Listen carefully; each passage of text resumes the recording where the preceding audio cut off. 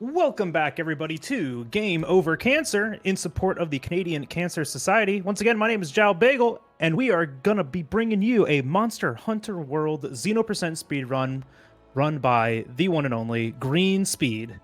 Go ahead, Green, take it away. Hi, I'm GreenSpeed. This is Monster Hunter World, and I'm joined by the wonderful DJ Johnny. Say hi, Johnny. Hi, Johnny. And the man wearing all of the hats today, Jal Bagel. Hello, it's me, Jao Bagel. There's a lot of downtime at the start of this run, so we are able to get into it pretty quickly whenever you guys are ready. Oh yeah, whenever you're ready, Green, just count down and go. All right, Johnny, you want to give us a countdown? Yeah, so we're going to go ahead and start the run on go. So 3, 2, 1, go. All right, you guys haven't heard me talk enough, so I'm going to talk for the next 15 minutes straight. Welcome to Monster Hunter World. This is exactly what the game sounds like. You hunt monsters in a world. It's the new world, and we're going to it. But on our way, our boat got stopped by a gigantic mountain. Who knows if that mountain's alive or not? I guess we'll find out in a bit. But the story of this game really isn't the interesting part of it at all. The great thing about this game is that it makes for an absolutely fantastic Monster Hunter speedrun. The way that this has just come in the past 3 years, from the first time that I ran it at GOC, the very first year, to now, it's insane. It's crazy. It's a completely different speedrun now. There are no like really big skips or glitches. Instead, this game is just pure execution for 2 hours and 40 minutes. It's great. I absolutely love it. And Green has been taking it to absolutely new heights. So just to talk about the game really quick, there are 14 different weapons in the game, and we're going to be using 2 of them throughout the run. We're going to be using Switch Axe, which is an axe that also turns into a sword, and Sword and Shield, which is exactly what it sounds like, a butter knife and a plate. But that butter knife and plate is super strong. But just here, Green's just doing some quick movement on what we are going to find out as a monster called Zora Magdaros, dodging these birds, trying not to get hit, and moving on over to just a bunch of cutscene triggers. I don't know, what else do we need to talk about in this game? We didn't practice this. Defender armor. Defender armor, yeah. So the category that we're running is called Xeno%, which means nothing to most people unless you know this game. Xeno is the name of the final monster of this speedrun, is Xeno Jiva, and that's the first credits. So the base game experience. So this is low rank and high rank portion of the game. We are also running this in a subset of a subcategory called with add-ons. We just call it Xeno% now because it's the main category. So there's Xeno% and Xeno% no add-ons. But what are exactly add-ons? Add-ons are a collection of items and gear that were added to the game after the game came out to help players progress through the game a little bit faster. With the addition of Master Rank, which is the rank after High Rank, Capcom wanted people to be able to finish the game as fast as possible. So they gave us speedrunner equipment. So Green's already wearing the armor. That's the Defender gear. The Defender armor is incredibly comfy, gives you a bunch of defense. It's kind of equivalent to an early high rank equipment set, which is awesome for us. And then a bunch of defensive skills in Health Boost, Divine Blessing, and Marathon Runner. Those are not going to help us go faster, except for Marathon Runner, kind of technically, but they are going to make the game a lot safer. The thing that's going to make us go faster is the Defender weapons. In addition to armor, they gave us weapons that we can craft using materials that the game is guaranteed to give us. We're going to get them no matter what. So we can have a guaranteed upgrade as we go through. The no add-ons category of this game is really hit or miss because you can play for an hour and a half, miss your monster materials for your weapon upgrade, and then lose an hour because you were just not dealing enough damage. That's stealth. It's exactly what it looks like. We hide in a bush. The lizards can't see us, so they run away. But Green's just going to take some time here to set up his menu in the way that he likes, turning off specific settings. But the one notable one that he turned off was autosave. After every single hunt the game wants to save, we have turned that off. And so instead, it'll prompt us, do you want to save? So at the end of every quest, we're going to be mashing A, mashing X, to get all the way through that, and then right when it asks us, we hit B. Really easy to kind of do, just takes a little bit of getting used to. Faster to not save than it is to save. So nice, quick, and easy thing. The next little mechanic that they're introducing to us here are track gathering. Monster Hunter World introduced monster tracks, which are kind of a fun, like, living way to track down a monster and learn more about them. We're going to have to do mandatory track gathering later in the speedrun in high rank, so we'll talk a little bit more about it then. But just for now, know that monsters leave footprints in the sand, and we like to pick them up and sniff them. All right, what else am I missing? I think you got everything. Yeah. All right, cool. That's all of it. Look at you. High five. All right, cool. We got all the way through. We're Nice. almost to the actual game, I promise. Yeah, no, this is the.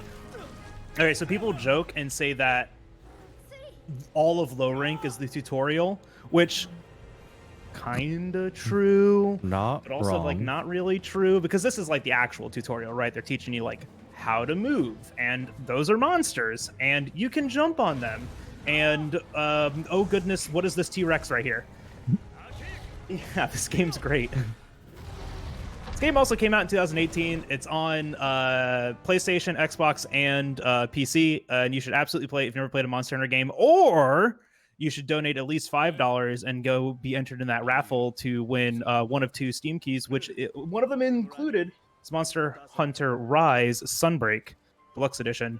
Just saying. All right, this is Astera. Monster Hunter games, if you've never played one, they kind of operate like hub worlds. Think like Crash Bandicoot, or even like Spyro, where you have a hub world where you always return back to, and you can go out from the hub to the different locales to actually like do stuff. I think it's like an easy way to think about that, because after every hunt we come back to a town, in this case Astera.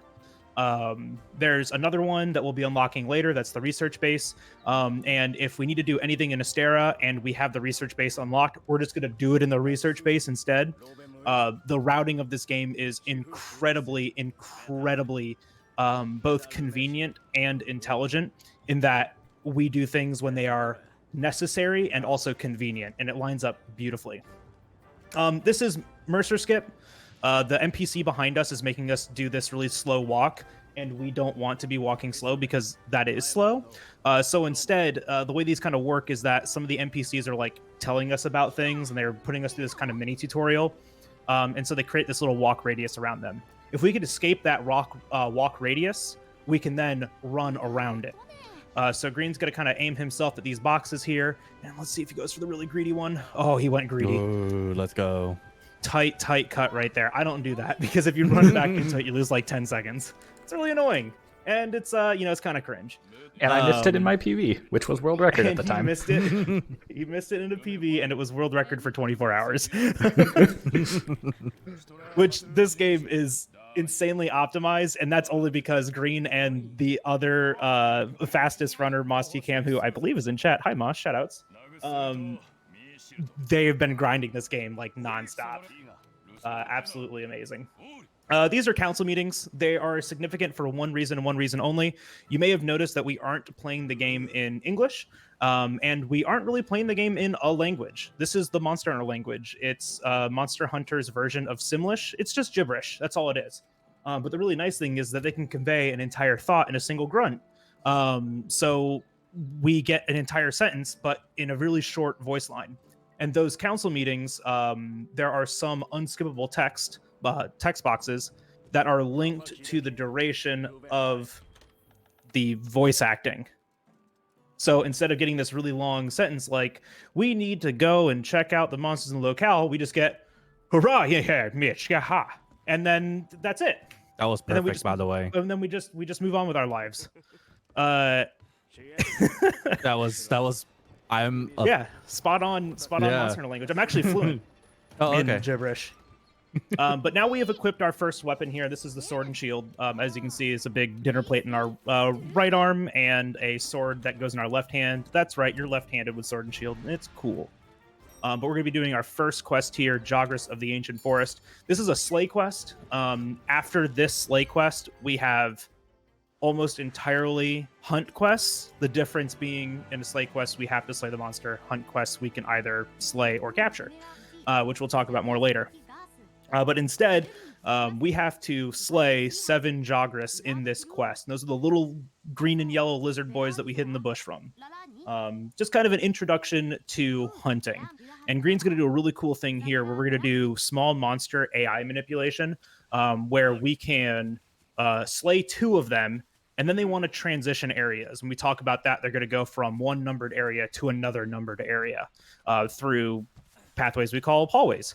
And it's really neat because while they're doing that, Green's going to shoot these little like slingshot ammos at the ground that make little bonfires. They're called slinger ammos. It's going to make a little bonfire on the ground that actually does damage the monster. It's a really neat strategy that has been used, man, forever. It was well known when I started running like 3 years ago. Yeah, we've known this for a while, and there's been a bunch of different kind of iterations of it. So Sword and Shield's bread and butter is that combo that Green just did right there. Each weapon has kind of like different combos and different things that they're gonna do. And that's Sword and Shields, which is called Perfect Rush. There is a cadence and a timing. See, look at that. He only slayed 3 of them, but he slayed all 7 for the quest because they're the rest of them. Super, super cool. Love that strategy. But Perfect Rush is really cool because it's kind of like DDR in a weapon, right? We have to hit the timing of the attack to get the most damage, but there will also be times where we want to rush it, do less damage, but meet a specific like timing interval. This game is all about, you know, game knowledge, monster knowledge, and what we're going to be calling scripting, and that is planning out an entire hunt from start to finish, just like a play is a scripted performance. These hunts are a scripted performance. We're just doing a little gathering here since this was a slay quest. Our end of the hunt timer, our quest end timer, is 60 seconds long. So Green has some time here to do some gathering and set up a radial menu, which is going to be kind of like a, you know, like out in the world quick crafting menu. It's very, very handy for us. But now Green's setting up, all that gathering was to set up a little strategy that he lovingly calls Capris, or Capture Jagras. Our next hunt is the first monster, first large monster hunt. And for like 2 years, we were like, unless you're using a ranged weapon, which gets early access to trank ammo, you cannot capture this monster. So for 2 years, we spent the time to hunt this monster. The biggest difference there is that when you hunt a monster, you have to reduce its health to 0, and your end quest timer is 60 seconds. If you capture a monster, you have to hunt the monster to 30% health, and your end quest timer is only 20 seconds. So at a minimum, it's always a 40-second time save, which is pretty cool. So this strategy ended up saving, what, Green, like 25 seconds? 30. 30. Yeah, 30 seconds in total. And that's mostly from, like, we had to do a little bit of different movement. And Green's actually taking a little bit more of a time loss here than to my route, but it's actually to set him up to save up approximately, like, 8 seconds, you know, on average. 20 now.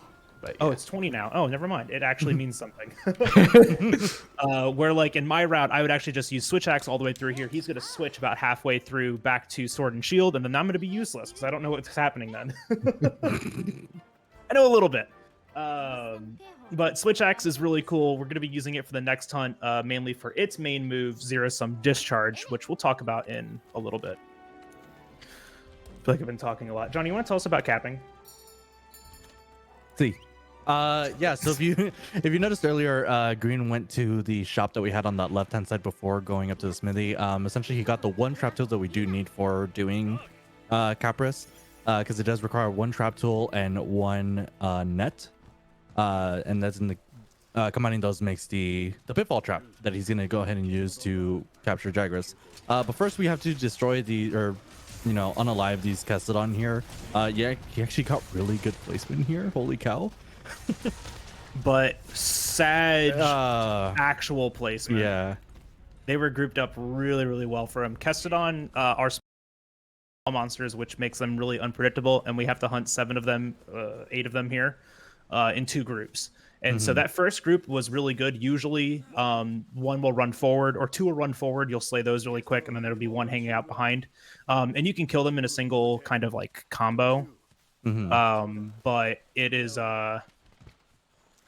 it's always RNG dependent. The second group is kind of the same. Usually, the 2 smalls to the left will kind of group up, but these 3 right here will stay together. Getting rid of the larges first are your kind of main goal. The defender weapons are really nice because they have a blast ailment to them. That means every 1 in 3 hits, there's going to be an explosion. That explosion does a fixed amount of damage. In this case, it's 100 damage, and that will outright slay a Castodon. And on the big ones, their head is a weak hit zone. So we want to make sure that we get a blast proc because that's just kind of how they posture themselves. It's a little hard to hit behind them. So now we're going to be introduced to Jagras, who's just, you know, wanting to become friends with this Castodon, like that. Friends, right? That's what he's doing. Yeah. That's what I do with my friends. Giving him a nice hug. Hug. Just an all-around hug. Anyways, so we're gonna now. This is a really cool script, right? We're gonna be using that word a lot because every fight, except for one of them, is scripted now. 2. Diablos and Odegarin, but those have strategies. And I guess Valhazak. Anyways, we're going to be talking about scripts a lot. But Green's taking a very specific route here to do some gathering. He's grabbing these parashrooms. That's going to give him the trank bombs that he needed. And like that right there opened up a half of this script. The other half that we needed is how are we going to make a trap for this? We make a shock trap or a pitfall trap. There's the Ivy that we needed for the pitfall trap. Now Capris has been activated, and this is the freest 30-second time save for, I want to say, the majority of the weapons, because I've done Capris with 4 weapons now. I think it could be done with all of them with the right setup. So we are going to drop this big old rock on our friend, because that does do a fixed amount of damage.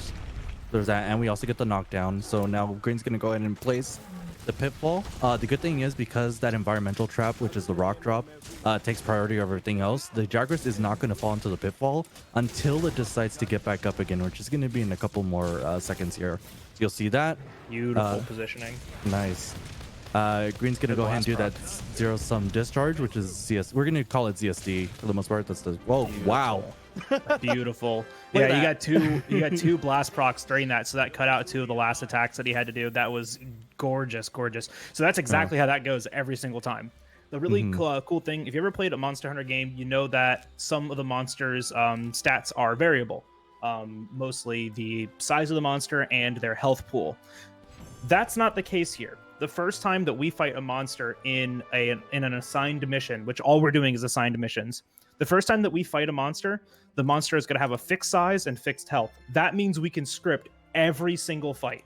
Those are the only 2 variables for a monster that if they change, it makes scripting a fight harder. Because you have to change things if a monster is taller or shorter or has more health.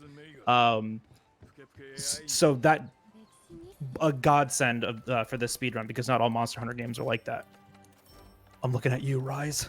Looking at you, Rise, with your 1 in 3 spawns for every monster in the speedrun and also variable health pools. Anyways, we're going on now our first expedition. So expeditions were a new addition to this game, and they're really, really cool.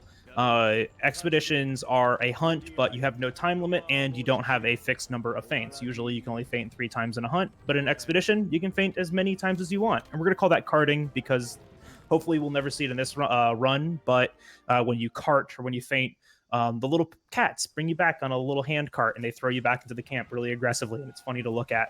But hopefully we don't see that because that loses time. So this is an expedition, and our goals in expeditions, we're usually given like find a campsite, spot these monsters. We might have to hunt a monster. In this case, we have to go and find a new campsite, and that campsite's gonna be really helpful for us. That's Camp 11 in the Ancient Forest. We don't need to gather any extra materials to unlock it, but we will be doing that for Camp 17 later in the run, which ends up saving some time. Oh no, you got Vine. Yeah. Wait, did you do that on purpose? No. No, that looked faster. Yeah, it did actually. So Green was looking at the ground there for a very specific reason. He didn't want to see that Anjanath. The game gives you research points just for discovering a monster. We don't want to discover him because one, we just don't need those research points. I guess it doesn't really matter on this one. There's no end hunt screen. But it also loses 2 seconds to audio dialogue here for some reason. Who knows why? Spaghetti code or something. But we just it took it was like 6 months. So we're like, why does this keep happening? And then Ellie Alive was like, oh, just don't look at him. We're like, what? And sure enough, she was right. So now we just point the camera at the problems. Yeah. But we don't lose 2 seconds to an audio dialogue here. And now we can go hunt the bird brain bandit, Kuliyaku. This hunt is funny. Last hunt during Great Jagras, we have a really close window to gather 1 flash pod. We gather that flash pod for this hunt, and if you miss it, it just makes us a little bit sloppier, but it's still possible to do it. When you flash, it's a flashbang, right? When you flash Kuliyaku, he just stands there, does nothing. So this is all scripted out, getting that clagger, 2 more slashes, activates the ZSD, and then we can latch on with the ZSD, do an early finisher. He doesn't clutch cloud. Interesting. I guess that is slower. Oh, look at that. Yeah, oh my gosh. That's actually time really saves, good. baby. First pod on the ground. We're going to talk about that red pod now. Those are called powerful slinger animos, and every monster will drop them at 30% health. Ooh, good heads up right there. Beautiful heads up. So he was 1 blast proc short of actually being under the 30% threshold to capture the monster, and you can usually buffer the menu open for the last hit to capture the monster, and then you leave instantly. I've lost so many runs doing that, but Green had just amazing heads up right there to just not do it. And if you go a little fast, that can happen. But those red slinger ammos, when they drop, they're going to tell us what the HP the monster is at. For the first couple of them, we're dealing too much damage for both pods to drop, but we'll see 2 red slinger ammos at 30% health. There are some other weird wonky things that we don't understand that also controls them dropping. Sometimes they don't drop, but if we see 2, we know the monster is at or under 30%. Sometimes we can get the monster to like 10% and then see like the 3rd pod drop, and we think that one's the second because the second never dropped, and then we lose time just because of that. But there's really only like 2 monsters that we need to see pod drops for. That's not one of them, but seeing the pod drops helps you kind of make the decision there. Like, I don't have to wait on this menu. Like if you just see 2, you can leave immediately. So very similar to the last hunt, we're starting at Camp 11, and to fight this Pookie. Green's just checking down that hallway to see if we have a friend there, and no friend, thank goodness. This is the Clutch Claw. We can grab onto the monster and kind of manipulate it. So we're going to be calling that a wall bang. Right, we can reposition the monster to face that wall and wall bang it into the wall to create this knockdown. Most scripts are going to be starting with how can we start the first knockdown, especially with switch hacks. We need to get to that ZSD, and getting to ZSD takes some time. Rolling that roar, beautiful iframe into a clagger. That's a very specific animation that gets extended when we grab on with the Clutch Claw. So when I say clagger, that's just an abbreviation or an abbreviated way of saying claw stagger. And those are brilliant for switch hacks, especially on monsters where we can just chain them off the head over and over and over again like this. It's just clagger chaining. Ooh, can he make this? Oh, that was spooky. Nice. All right. Because we don't have an extra flash here. Beautiful. We don't have an extra flash here to knock him out of the air. And generally, we would actually want to get the clagger during that animation. He was about to jump up in the air and start flying. It's hard to just like it's a time loss. Just let him sit there and do it. Because he'll jump up in the air, you'll hit him with a powerful slinger. He'll slowly land back down on the ground, and then you'll capture him. That was real tight, real sketchy. How's your heart after that one, Green? It's fine. I've done that so many times. I'm numb to it now. No, sorry. I haven't been punished for it yet.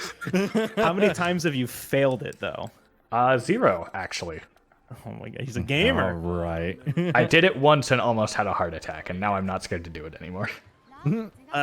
So up next, is the best kind of quest. Capcom so lovingly named this the best kind of quest. We didn't talk about it immediately because we're just like immune to it now. This game has unskippable cutscenes, but we have a beautiful, beautiful, amazing mod that lets us skip cutscenes. Except for this one. That's because, Capcom. yeah, that for some reason, the game soft locks if we skip this cutscene. And we think we think it has something to do with the nature of this cutscene, because the other thing that makes this the best kind of quest is that it's an auto scroller. We have to escort this caravan around the entire Wildspire Waste, and in that same time, if we skip the cutscene, they just don't progress for some reason. It's weird. So the mod is hard coded to just not let you skip that one. But the nice thing about this auto scroller is that we only have to make 3 kind of checkpoints. And between those checkpoints, we're going to do some gathering, some inventory management. Green's reorganizing his box there, so he has to do fewer inputs to restock on the trap tools, and putting away some items so he has space in his inventory to pick up more things here. We pick up like 60 to 70% of the items needed in the run in this quest. The other thing that we're doing is leaving behind our Palico. Goodbye, Palico. You are going to stay there for the majority. Except we get him back on the last time. And that's it. Yeah. But we leave the Palico behind mostly because monster AI is harder to manipulate and to react to if the Palico is there, because it's going to react to you or the Palico, and it usually switches between the two of you, and it's really, really annoying. Does the Palico deal extra damage? Yeah, sure it does. Can it heal you? Yes, it can. However, we don't need any of that, because the way that we have scripted out this game is that we don't need him. We don't need him here, and he just makes things harder. So Green's just gonna be going around and gathering a lot of materials. It's mostly stuff to make trank bombs so we can capture all of the monsters, and he's grabbing might seeds. Might seeds are really important. It's called a power item.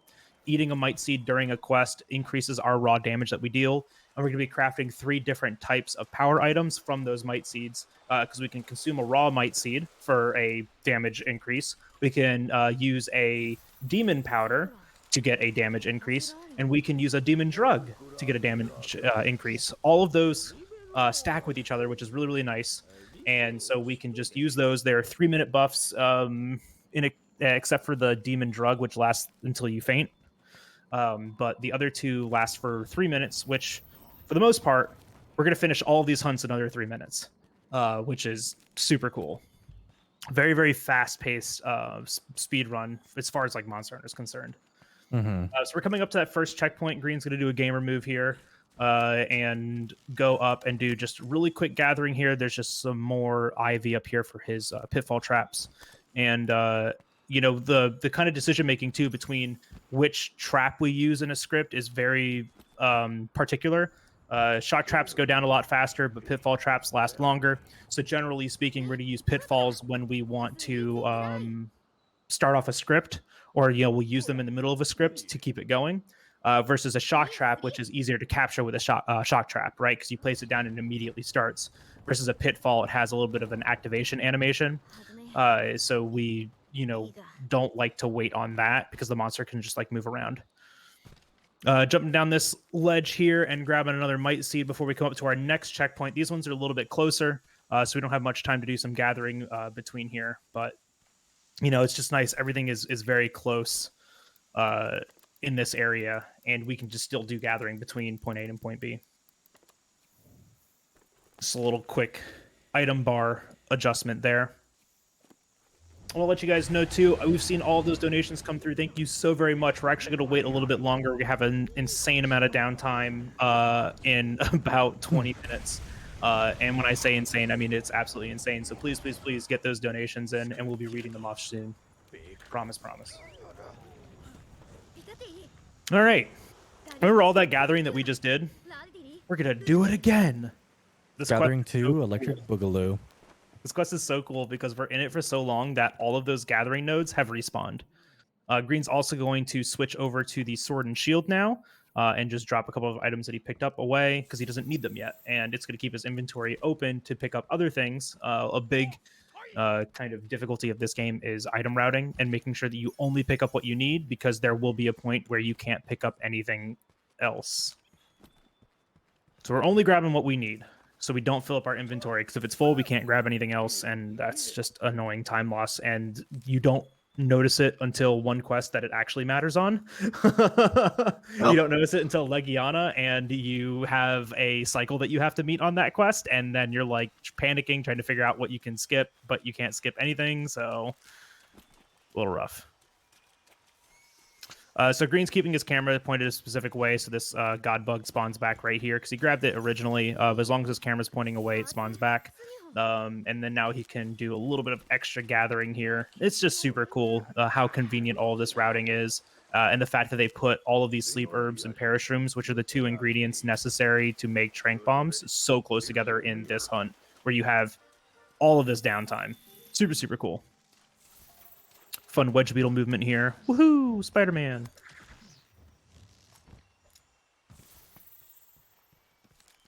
Spider-Man. Spider-Man. Spider-Man.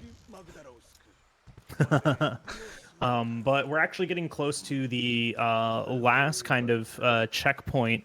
The next kind of checkpoint that we're going to be meeting is going to be the one that's going to start the quest.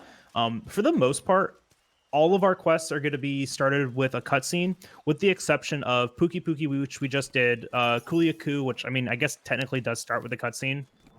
So maybe not that one. Yeah, Pookie Pookie. Rathalos doesn't start with the cutscene because we watched the cutscene before the quest. I And think Legiana. And Legiana. Legiana, And- right. And the rematches in high rank, Pookie Pookie and Anjanath. And the rematches in high rank, yep. So all those other quests, though, they start with a cutscene. And that means that we can do things before the cutscene to help set us up for success, which is really cool. We can put down a trap, we can place barrel bombs, we can kind of position ourselves the right way if needed. But once we interact with that cutscene, it's going to replace our position, and we kind of take advantage of that in some situations. So we are, we can be in front of certain things and have certain items on the ground. This one's kind of unique because we're going to be standing in the cutscene trigger before it's even active. So we're actually going to be able to place this pitfall trap down exactly on the top, tiny little pebble. There's one pebble in that sand patch, and that's my marker for putting down this pitfall trap. And I did it once and got it right, and I was like, huh, look at that. Then we're going to put that pitfall trap down right there. Like I said earlier, pitfall traps, they last a little bit longer than shock traps. And they're really nice. They keep the monster's head out of the ground. For this one, that's not really great because his head's a bad zone. We want to hit his hands. But Green's going to be an absolute gamer and do this. This is Perfect Rush. You can kind of see it a little bit better here. You can see that red glow that's on the character. That's telling you that that's the timing. You got the timing for Perfect Rush. Green is now going to be using an item that he crafted while he was gathering, the Perish Room. A quick Slinger Burst, which is shooting a kind of like a burst of spray of your slinger ammo at the monster. A quick slinger burst so that Perish Room gets us a para, which lasts a little while. Timing that PR. Oh, no roar. Okay, so we skipped the roar. Got it. He has already seen that first pod, so he knows his damage is good. We can go ahead and do a pre-trank and a trap, and then begin PRing here. You only have 6 seconds in a shock trap. Yeah, so you have to make sure that you're on top of your damage and you're placing things quickly. Beautiful, beautiful script. Absolutely stunning. 746, nice.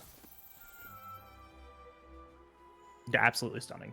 You'll see us do that with these scripts, is that if we can, we know what the damage needs to be. We know what we need to do to capture the monster. We know how much damage needs to be dealt. So most of the time, we're going to trank and trap before the damage threshold is met. So we can then damage the monster while it's stopped in the trap, just a little bit safer. And then the moment it hits 30%, it's captured. That's the ideal scenario for all of these hunts. Oh, fish. Fish. This is Juratotus. Remember when I said every monster drops Powerful Slinger at 30% health? I lied. This one drops 3 pods by 32% health. Not only that, we have this camp unlocked and they won't even let us start from there. It's really annoying, so we have to fast travel there. Shoutouts to mouse strats. It's like one of two viable mouse strats in the game. and the other one is dependent on a 1 in 30 RNG, so or a 1 in 3 RNG. So Geratotus is an annoying fight. Not because the monster itself is hard, but the area that it's fighting in is covered in water. And if the water's too deep, we can't place a trap. So this script is kind of designed in a way to get the monster to the edge of the swamp. Once it's on the edge of the swamp, we have free reign to put down a trap. And we got the worst possible AI. There's like 4 attacks that he can do at the very start, and the dig is the worst because that means our flash pod misses. But Green's got a backup for this. You can just stand right there and still wallbang him and then do the script kind of normally. The only thing is that he might not enrage after this. I don't know if you deal enough damage. The enrage is kind of important though, only because it changes his AI. Geratotus drops a slinger ammo called Thorn Pod, and Thorn Pod, when it's attached to the monster, does bludgeoning damage. So if we can get that onto the head, it can actually KO the monster. And because we're going to get 3 powerful slingers, we can actually use those as part of our script. SNS also can do KO damage, but this is just so much faster, and the shield damage is just not great, the KO combo. And, you know, why do anything we can just perfect rush? He's also purposefully not doing that last hit because he's timing the last hit of PR to get these claggers, so the monster's in AI that we can predict. And once again, just getting that clagger, knowing what our damage is. There's the 3rd pod. Beautiful Geratotus. Beautiful backup on that Geratotus. Just a little bit of a time loss from AI right there, but you can't do anything about that. You just got to roll with the punches sometimes. Yup. Oh yeah, and so TJ, I want to point out, right, that this may look easy. Thousands and thousands of hours of practicing these scripts to execute them perfectly like this, and there's a lot of micro adjusting just based on like positioning and movement, just things that you'll see in the middle of the hunt that you're like, I need to change what I'm doing to make sure I can keep the script. It's an insane, you know, kind of appreciation for this game once you start learning how these scripts are actually done. All right, what's next? Oh, Toby. Toby Keith. I mean, Kodachi. Yeah, Toby Keith. He's the #1 Toby Keith fan. He's got the same initials and everything. Toby Kodachi, aka the Flying Squirrel, is a really cool fight. He's a little bit annoying, but I think the full script with SNS turns off all of the annoying parts. Can you still jump in the tree? It perfectly, yes. Oh, okay. So just do it perfectly. Yeah, jumping to the tree means you have to makes it a little scary, and the safe strat is to use Gilly there, but it only loses like a couple seconds. Yeah. So Toby Kodachi, the area that he fights in, has these 3 tree trunks in it that he can just jump onto and attack off of. Ideally, he doesn't do that. So we're gonna be hopefully Green's gonna do it right. He came out of his mind. He's got this. You know, I hope so. But this is probably, I want to say it's like the hardest SNS, or I wouldn't say the hardest SNS script because probably Anjanath. This is one of the harder scripts to get cleanly just because it's very, very tight. Even with like, especially with like Switch Axe. I do this one with Switch Axe, and it's rough. Yeah. Anjanath is harder but easier to back up than this one is. Right. So the neat thing about this hunt, though, is that we're actually going to be taking advantage of SNS's unique ability to use items while the weapon is unsheathed, and we're actually going to break stage sequence. Right, the cutscene puts us in an unmovable state, but we can break it by pulling out the weapon and then immediately placing a trap. Green's going to use the scatter net that he picked up to deal some KO damage to the head here, and then just get some of these PRs off for damage. When we're doing this, we're lining up specific damage and timing to get specific interactions, right? We did that damage to get that clagger. That clagger is a result of a head break that queued up the KO for this KO right here. Just repositioning here, kind of in a weird spot, getting a lot of damage into the legs, but that might result into a leg break. another Clagger, and fortunately this game is very, very nice where it keeps you on a ledge. You can't really fall off of them. Toby's better hit zone is its tail, and since we don't need another KO, we can just attack the tail here. Unfortunate, though. Just a mistiming, but we should be able to recover this. Green's going to be using stealth here. Misclicked. Ooh. That was fun. Oh, that's okay. Just ad lib. Okay. The smallest pixel. A little ad lib here, unfortunately. But the nice thing is that Toby does drop these Pierce pods, so we can get a pretty easy pre-trank and trap in. Pierce pods are super nice because even at 30%, the monster most times will all 3 slinger bursts with a Pierce pod will get a monster down to the 30% threshold, no matter what. Like every single monster will happen with, as long as we landed in a good zone. As you can see, just a single Pierce pod got him there. He was probably only a single hit away. Quick gathering here. That 20 seconds is way too short to get that gathering in. And still a really good backup on that Toby Kadachi. Probably lost like 10 to 15 there. Yeah, something like that. Ideally a low 3. No. Oh no. Or a low 2, excuse me. Under a 2. Yeah. Right, because 145 is your goal now? High 3x is the goal. Oh, a 130x. Okay. Yeah, the nice thing is that we have the quest timers kind of like pace us out too. So that was a significant time loss, but that's okay. We've got plenty of time built into this run, and Green's just got game out of his mind. Yeah. So once again, talking about the convenience of this speed run, we have to run past the item, the shop guy right there, to get to here to talk to Matt Mercer. It's just super convenient. Like, we had to do that shopping, and Green did all of the shopping that is going to be needed for the rest of the run, so we won't have to do any more shopping, which is nice. The cool thing is that add-ons doesn't give us any more money. It just means we don't have to spend as much, so money's really not that much of an issue anymore. The only other thing that we're going to be buying is right before Zora 2. That's right, we do have one more shop. Is a really expensive item, but there's very little way that we actually miss that. All right, Anjanath. Brute wyverns are terrible, and here's why. Their heads are too high in the air. Green's using power items here to give himself just another DPS buff, roll into this spot, and to trigger the cutscene. Very, very nice. Start this off with a flash to get him positioned underneath this rock, and we can go ahead and start with a pitfall trap. A big part of this script is keeping the monster in position and also making sure that our PR is kind of timed with the head flails. You can see that every hit of this PR, the perfect rush, is going into the head as we're doing this, delaying that shield hit because we knew we were going to miss to make sure that we could land that the last hit for the Clagger. That was a claw uppercut. That does a half tenderize, and then attacking here does the other half of the tenderize. So not only do we tenderize the head, we also get a powerful slinger off of that, which Green is going to grab. I believe it's a backup. Oh no, we do use it. Okay, yeah. It does a lot of damage, and also a little bit of KO.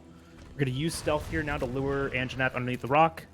This is a fixed amount of damage, followed by a very long knockdown. That way.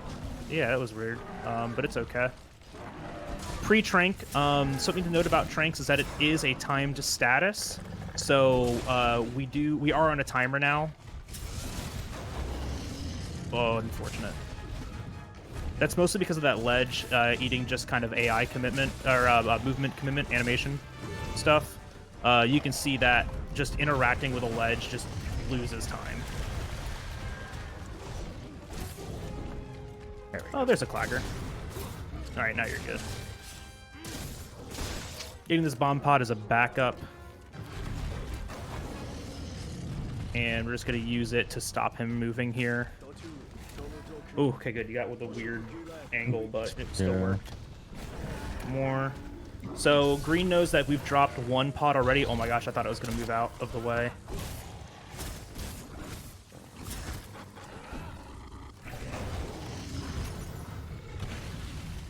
We're probably... Okay, yeah, so we were short on the trank timing. Fortunately, we have two... I think you still have two tranks extra built into the route. Yes, but we can't capture Radhavan anymore because we don't have parashrooms to make them. So you will have to hunt Radabon. Okay, so the nice thing is that Radabon is an expedition hunt, so there's no end quest timer, but we will lose that time from 30% to 0% health. A little unfortunate, but c'est la vie. All right. We didn't mention this before. Xeno% is the whole NE%, kind of the main NE% category for this game. But we do have partial 90% categories for the game. Most Monster Hunter games do that because these are long speedruns. And historically, this speedrun used to be anywhere between 4 to 6 hours long. So in the old days, in the dark ages, we had smaller categories that were more popular. And this is the first partial 90% category, Zora 1%, or 1 for the history books.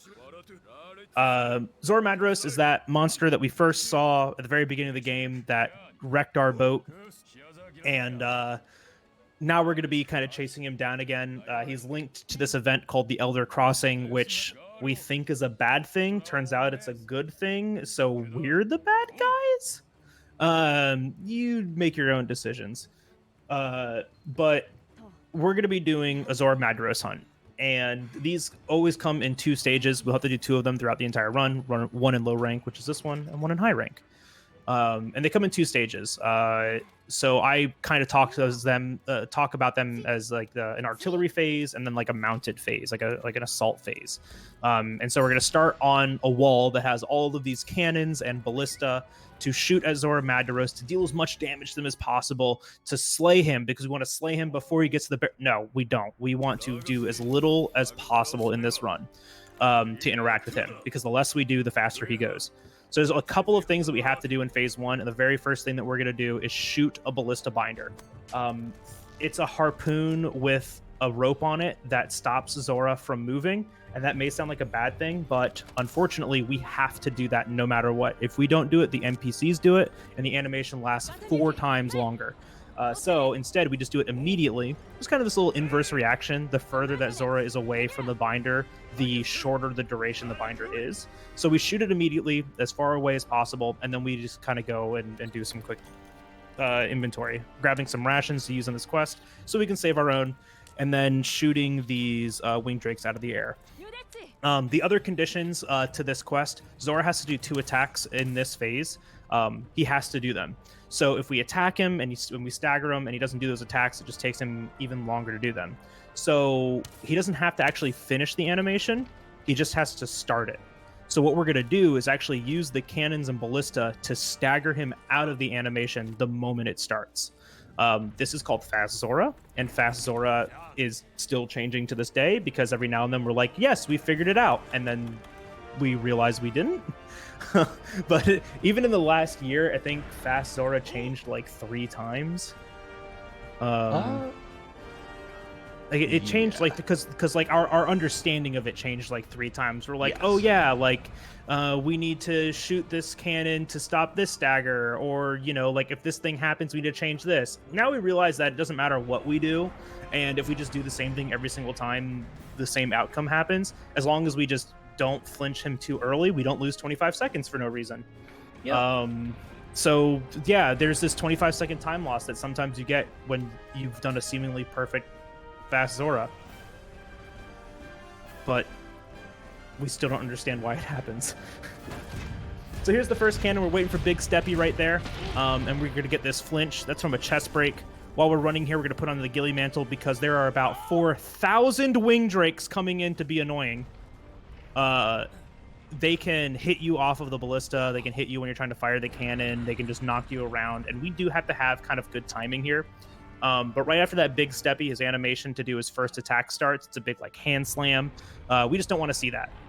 Now he's going to move over to this cannon, and he's going to try to throw a lava loogie onto us, and we just don't want him to do that. It's kind of rude, right? Lava's hot, and it is kind of like his snot, so we just don't want him to do that.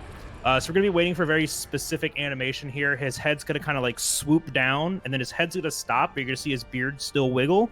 It looks really, really weird. It's just kind of like animation skeleton stuff, like being weird. But there it is right there. So that's Green's cue to shoot the cannon, and now the winged drakes can see him. Oh no, run. But we're waiting for him to get out of that kind of flinch animation, break the chest, stagger him backwards to get him closer to that barrier. We're just going to do one more flinch here to make sure that he progresses. No worries. Done. Perfect. There's a little bit of a rock forward that happens right there. So Green actually didn't shoot that ballista as soon as he could, because we think that's what's linked to the 25-second time loss. Seems to be right. So yeah, should be good. Yeah. And we'll know by an audio cue here too, if that was actually a fast Zora or not. You have something to say, Green? No, it's menuing time. It's menuing time. Yeah, so now we have 7.5 minutes of downtime. So that's cool. Yep. Yeah. And we don't really need to rush to do anything here. So we actually like take our time, manage our inventory. It is still fun to do this screen fast, but you don't need to. And for marathon safety, Green's taking his time. We're checking to make sure that we have specific items. We only had 1 large monster bone. We do have 3 Anjanath scale, which is really good for Green's route. So we'll need 1 more large monster bone. And you did have the pelt, right? I went blind for a second. I did have the pelt, yes. All right, cool. So the 2 large monster bones and the Anjanath pelt are going to unlock Camp 17 for us. Green's just doing some inventory checking right there, making sure that things are crafted, crafting another pitfall trap, and then walking back out. He also put away his sleep herbs so he can gather more of them, because we're about to go to an area that has about 1 million. I think that's a good number. That's an appropriate number. I think it's 1 million and one, but you know, you're not wrong. Yeah, but the other cool thing that Green does here too is that he puts his defender weapons, because he has 2 of them right now, the switch axe and the sword and shield, at the front of his equipment inventory to make menuing to upgrade those weapons even faster. Really small adjustment that actually ends up saving like 6 seconds every single time you have to like menu to that thing if you would just left them where they originally are. Which is what I used to do, because it's like 3 inputs or 4 inputs, and if you mess it up or just, you know, go stupid for a second, your hands turn to butter, and then you don't know what to do anymore. So it just makes it actually a lot easier just having them right next to each other and just knowing which one's on the left and which one's on the right. But now we have a lot of downtime. But Bagel, the game keeps telling us we have to destroy the magma cores to stop Zora, because that's the whole point of this, right? That's a trap. Nobody knew that. So the other condition to end this quest is a damage gate, and that damage gate's like 200 damage, and we did that in the first set of cannonballs. So the game wants you to attack the magma cores to stop Zora Madros because he's getting to the barrier, and if you don't stop him, the world's gonna end or something. But you can't. He health gates and stops losing health eventually, and there's actually not enough damageable parts on Zora Madros to damage him that much. So like you don't do it. I think the first time I ever did this quest casually, it took about like 28 minutes.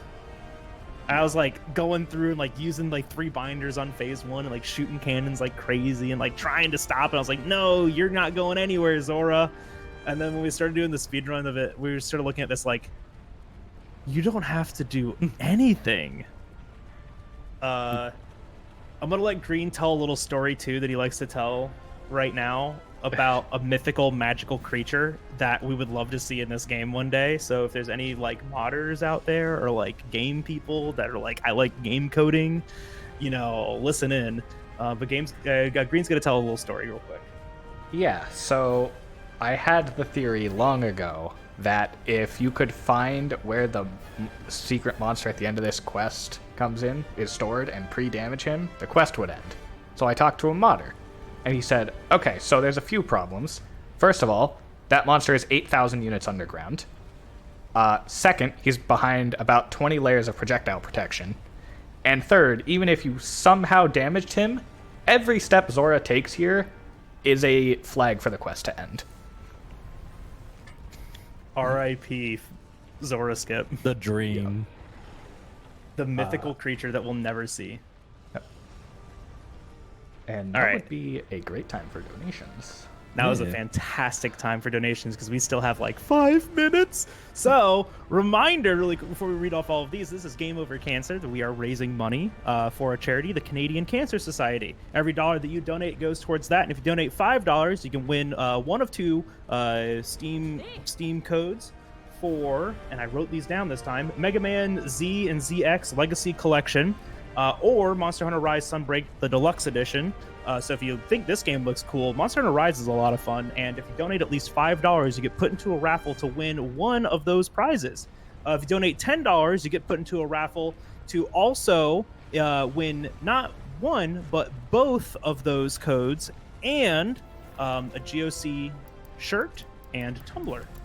So please, please, please, get those donations in really quick. We've got a $25 donation from the Yami Carroll, saying, super proud of you, Green. Good luck, and let's get that world record. Who's gonna tell her? Anyways, we got a $10 donation from DJ Jornaldo. Oh, weird. That guy has like a name that's like really close to yours, DJ Johnny. Huh, that's weird. Huh, Weird. wonder what he had to say. All right, well, DJ Jornaldo says, go Green, go. You got this, buddy. Also, Illy or something, smile, which is an emoticon for smile. For those of you keeping up. And then Matt, you struggle with a $10 donation saying, I couldn't think of anything clever to say here, but here's a dono. Good luck, Green. And that was plenty clever to say.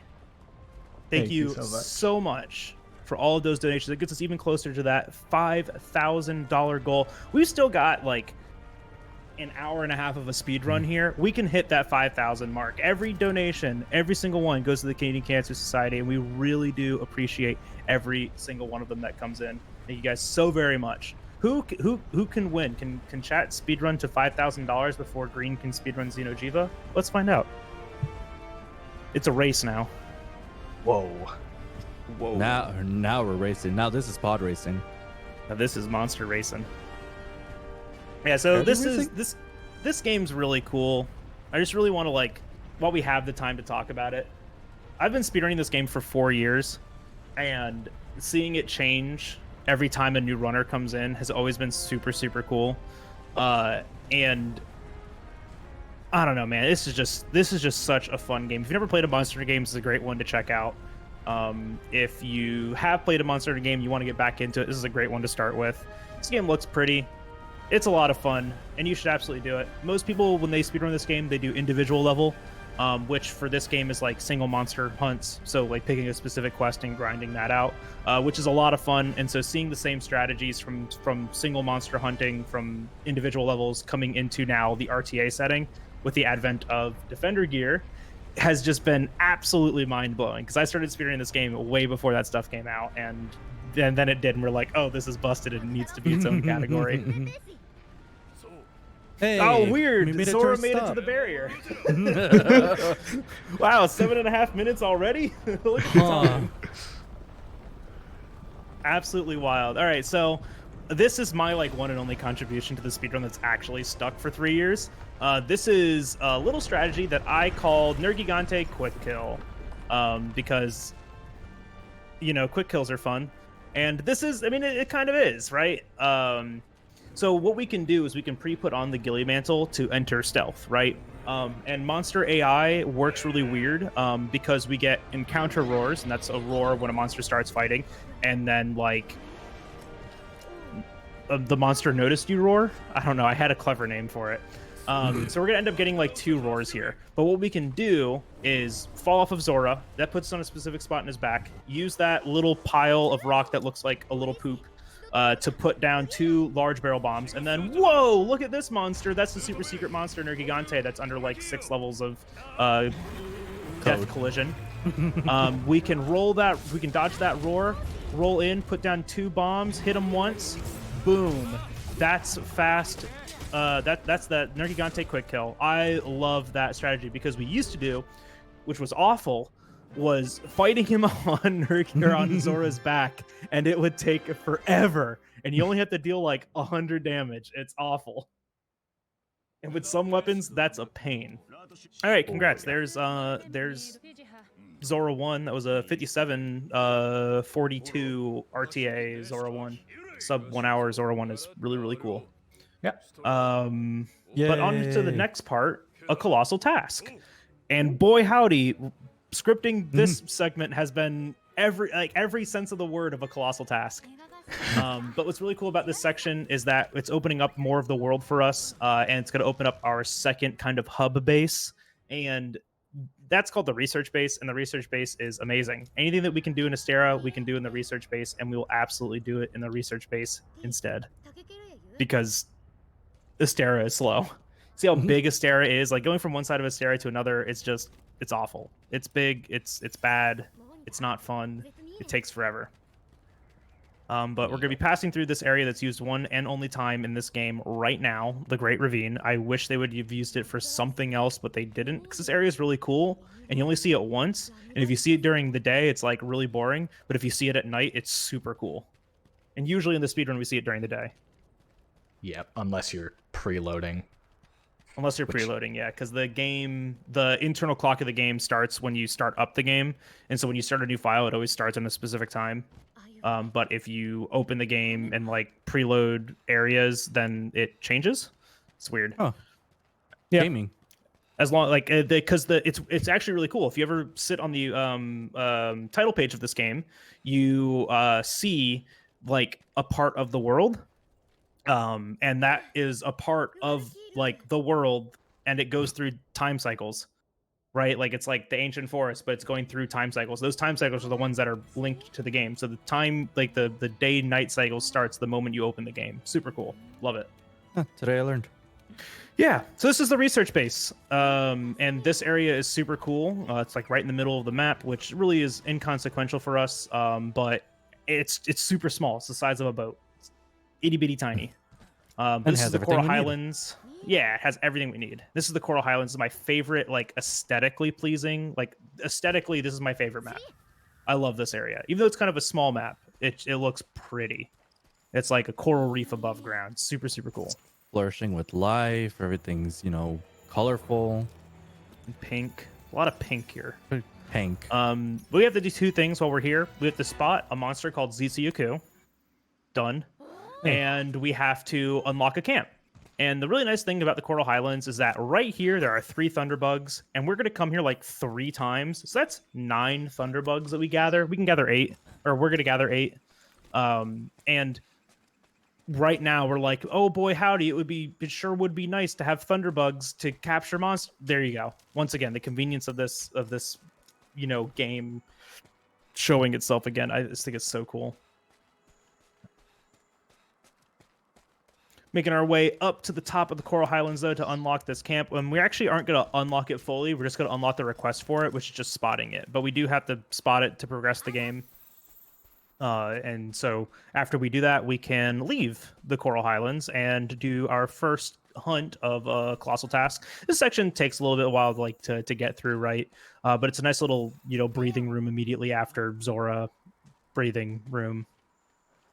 You've got like 10 minutes just doing nothing in this game, don't you? Yeah. Yep. This game's cool. Great game. But it's actually really nice because now, I guess until tracks there are no breaks, and then after tracks it's just like hunt, Well, and it's a lot. Yeah, because Colossal Task is the shortest, but has the most hunts in it. No, not the most hunts. It's the shortest, and there's very little routing to do here. This is kind of like a mini boss rush, like halfway, like in the middle of the run, because like now we aren't really gonna like go out of our way to do anything else but hunt 8 monsters in a row. Mm-hmm. But Green's gonna do a couple things first before hunting this monster. Mainly, creating the bone chest, which is give us a level of attack boost. It's 5 more raw damage, and then upgrading our weapon, which is a huge DPS increase. DPS increase. And those Antoinette scales guaranteed. We're guaranteed at least 1. Getting 2 is common, but can not happen sometimes. Using an item while we're falling right there because we can't do anything else. And the duration of that fall is the exact same duration of the animation to use that item. Beautiful, beautiful routing and strategy there. using another one out of that slide. These are actually like optimal times to use these things because walking out of a slide is slower. Like it slows you down anyways, so we can use the item at the very end of a slide, and it's about the same amount of time. It's really cool, just kind of like routing and movement optimization. And this hunt, like we're only going to be fighting the monster for about a minute as it is, and it only takes about 40 seconds to get there.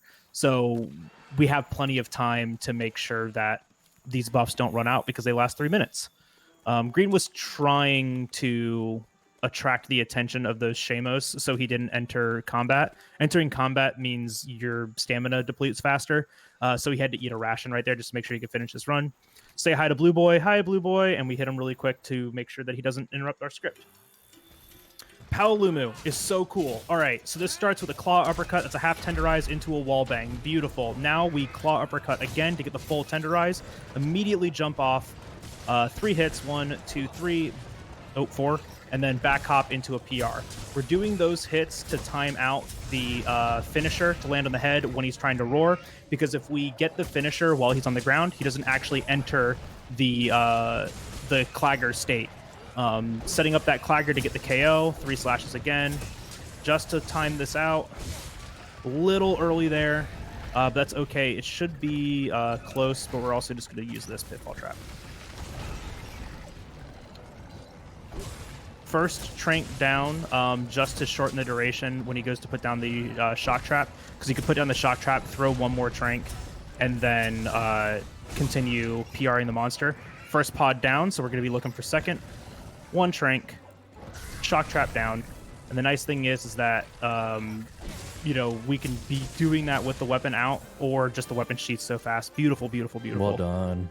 Looks brilliant. Was the fast PR to not get a clagger before the pitfall intentional? No. I was expecting more hit lag from the wing drakes than I got. Yeah. So that one's a little bit harder because there is hit lag in this game. Every model that you hit does slow you down, and so if you end up hitting the little flyy boys there while you're hitting Paolumu, it slows down your attacks. So you kind of have to adjust. Like, that's a huge adjustment part, but Green had a beautiful backup for that. Just, I got a little bit early. Well, we can just kind of manipulate its AI by standing at its head, get a jump backwards, put down the pitfall trap, done. And that was somehow my fastest Paolumu ever. Let's go. Oh, nice. You're running splits next to this? Beautiful. No, quest time. I saw. Oh, okay. Well, so this is our Radobon expedition. We have to do 2 things in here. We have to hunt a Radobon, which we could actually leave and come back and do, but we're just going to do it in the quest because it is faster. And also sight a Great Gyros. So the nice thing about this is that it is an expedition. It doesn't end with a quest timer. And because we had to use an extra trank on...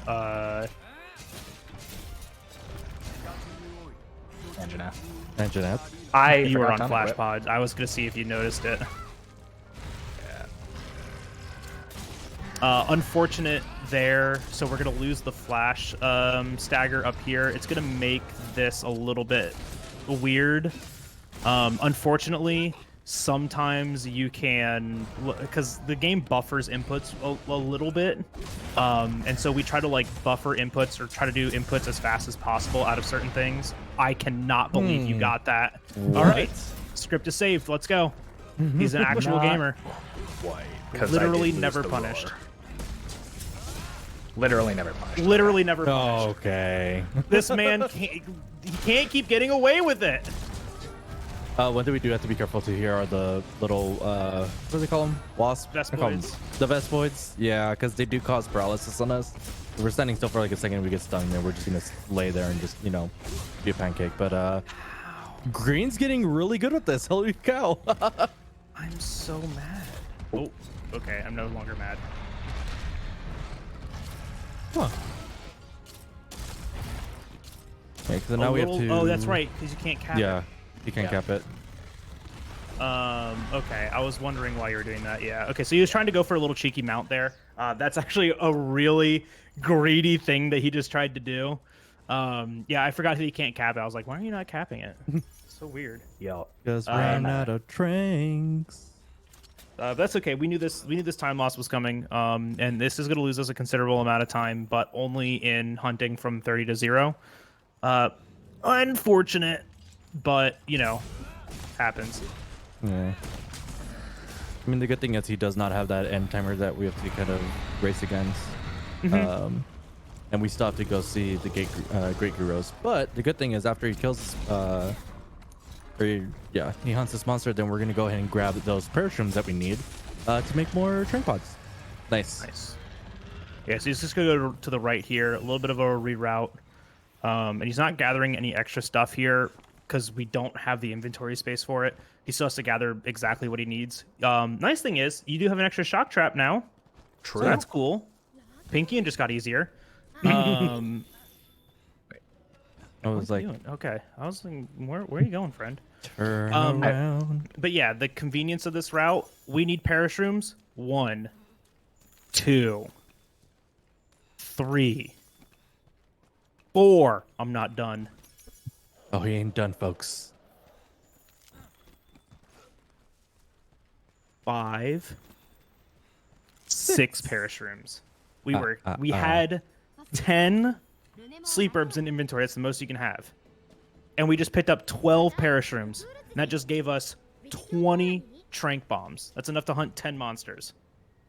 Insane. I love the routing in this game. So much. Game's great. Game's awesome. Game is super, super cool. All right, cool. So the next hunt's actually awesome. The next hunt is Legiana. We actually watched the cutscene for Legiana before the quest, so we don't have a cutscene in the quest. But Legiana always spawns in the same spot and is always on the same world cycle. So we're trying to meet the cycle as we are running at the start of this quest, just to set up a really, really cool opener. It's like honestly my favorite opener. It's not my favorite script because this script is really hard because we have to do it on a slope. And if you ever played Monster Hunter, you know Slopes are evil. that ledges are terrible and slopes are evil. Yeah. So it's really cool. We have enough time to eat here, to go to the supply crate, which gives us kind of like in-quest items that we can use. They're temporary items. And in this case, we're going to get a poison knife, which super cool. Just free damage. And free flash pods. So we get to save our own flash pods because flash pods are super important to the speedrun. We only need one poison knife, and we want to make sure that we only have one in our slinger. Because the nice thing is that if you have a tool and a slinger ammo equipped, you can have them both equipped at the same time. So like your slinger ammo is in reserves, but your tool's in your primary. If you shoot the tool, it loads the slinger ammo automatically. Super, super cool thing. And so we're going to take advantage of that here because you can't wallbang with a tool, but you can with slinger ammo. So Green's used all of his buffs. He just checked. You have both shock and pitfall made? Yep. Okay. And your tranks. That's something I always forget about here is I don't have things made. And I'm like, okay, now to put down the pitfall trap. And it's just not there. And I'm like, no, my time save. Time loss. Why? But this is really, really cool. So as we're coming up here, ignore the music. We're going to see Legiana come in. Oh, there you is. have plenty of time. Beautiful, beautiful movement here. But we have so much time as it is. But we have time to put down these 2 large barrel bombs, stand underneath this Legiana, shoot him with that. That immediately poisons him. And poison is tick damage, right? Just like most games. Wall bang into those bombs. And you can do 2 wall bangs before an enrage. Once a monster is enraged, you can't do that wall bang anymore. It's the kind of clutch claw mechanics. God damn it. A little early. That's okay, though. You're going to miss out on the wall bang opening. You're going to try it again? Yeah. You can't tap it. No, I can tap it. If it would get down. There we go. What? Nope. There we go. All right, so yeah, that's just classic bird wyvern flash immunity.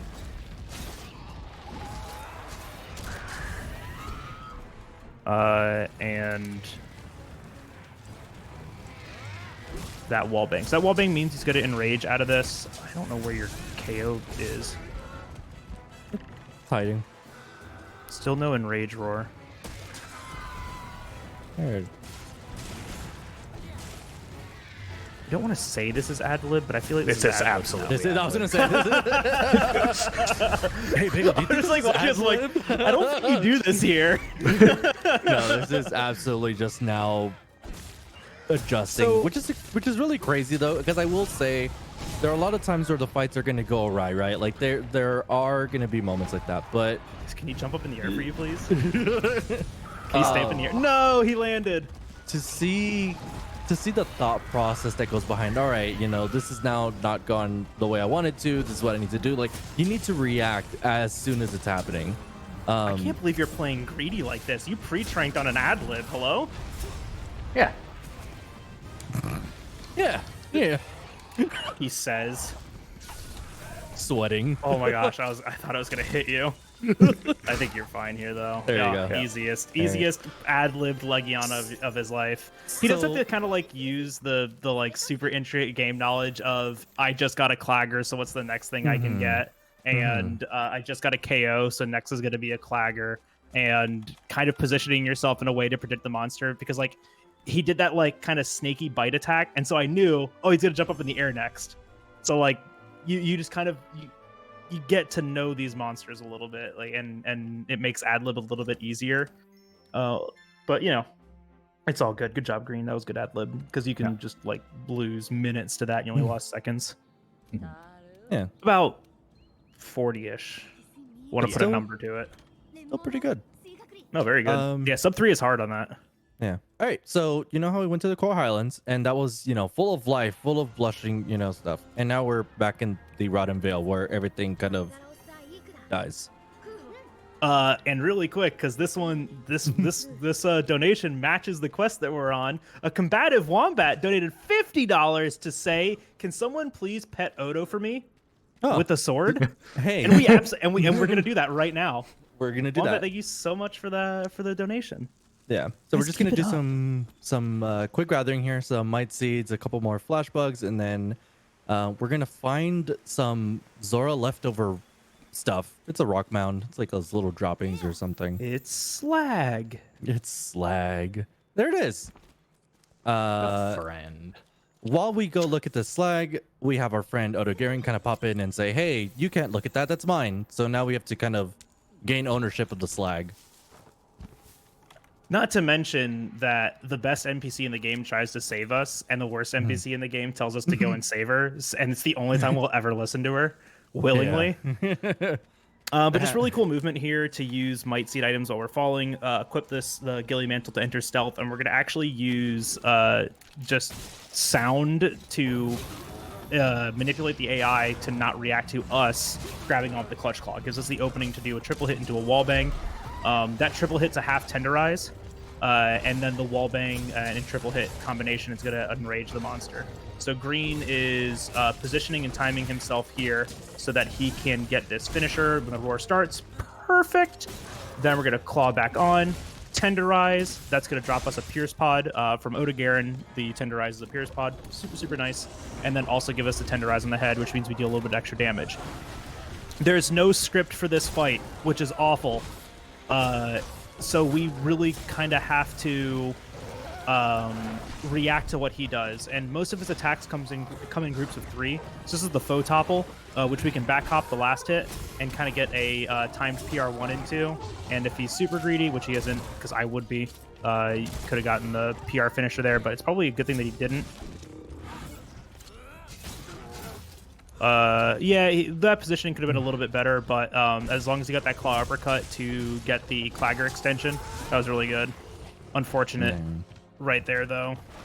Yeah, one of the things with Odo is that he does move around a lot, so we try to kind of keep him in one spot as much as we can, given the circumstances. So getting those claggers, getting those knockdowns and stuff, trying to go for certain parts to stop him from moving. These are the things that we have to keep in mind when we're fighting this monster specifically. So we have to be really careful here because Pierce Pod does severing damage, and 2 Pierce Pod Slinger Bursts will cut the tail. So Green actually had to position himself in a way that he's only hitting the head and not hitting down the body. So that positioning was actually kind of perfect. He did a backflip perfectly into that into that trap. And that was a little bit of a monk-esque situation there because like Odo can do anything, and he just happened to do the backflip that one didn't hit green, and two kept him in the trap. So like, yay, monster RNG. Yay. Cool. So that was Odo. So we give him a high five to the head with our, sword and shield. Yep. Oh yeah, he absolutely got esports. He got esports so hard. So story. Yeah, story's happening. The people are like, man, we don't know what's going on. You know who we should ask? The locals. So we go out to search for an ancient, a first Wyverian, which is kind of this like ancient race that lives in the area. They're like Monster Hunter's No, I guess they aren't like Koroks, because we have those. They're called Shakalakas. I don't know, man. They're just like old people that live in the woods and wear like they're the boomers masks. of this, game. Yeah, I guess. but they're actually useful. Anyways, in this case though, they're gonna tell us like what we need to do next, right? And we don't know what to do. And so like, well, if you want to figure out what to do next, go hunt these two monsters. We're like, all right, sure, because we're proving ourselves, right? They're like, go hunt these two apexes of the land, and then we'll tell you what to do next. All right, fine, whatever. A test of strength, I guess. So you're probably really cool wondering... routing again, Mandagora. Yeah.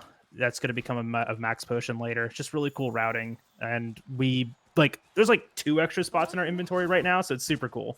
Oh, the claw uppercut, he did it. Nice. So every weapon. I want to explain that really quick. Yeah. Every weapon you have to like stand perfectly still when that cutscene happens. But you can buffer a claw uppercut right before that and claw uppercut through the cutscene. So you keep moving. Super sweaty time save, and I love it. All right, Johnny, what were you gonna say? Sorry, I interrupted you like 3 times. No, it's fair. Okay. Apexes. So you're probably wondering, what are the apexes we're gonna fight? One of the cutscenes that we just did was seeing Rathalos. Hey, Rathalos is back. It's in every literally game. in every game, it never leaves. So one of the apexes that we have to fight are Rathalos, and the other one we're gonna find out is gonna be Diablos. We're actually gonna be doing some interesting routing here. So we're gonna accept the quest for Diablos, restock with some of the items that we need. So flashes, sleep herbs, and ratchets and other stuff. And then we're going to unlock the camp we just went to in the Ancient Forest, which is going to be Camp 17. And that camp is going to be very essential in track gathering later in the run as well. So once we get all that, now we can just depart, which I think is a pretty cool movement there, because it kind of reduces a lot of like having to go back and forth. You literally just go from one end to another. The crazy thing is that until about the end of 2021, those strategies started coming out because we started getting the hunts into a spot where they were consistent and starting to realize we can optimize the movement to make this game even faster. So from like 21 to 22, we started seeing optimizations in movement that started saving not just seconds, but minutes.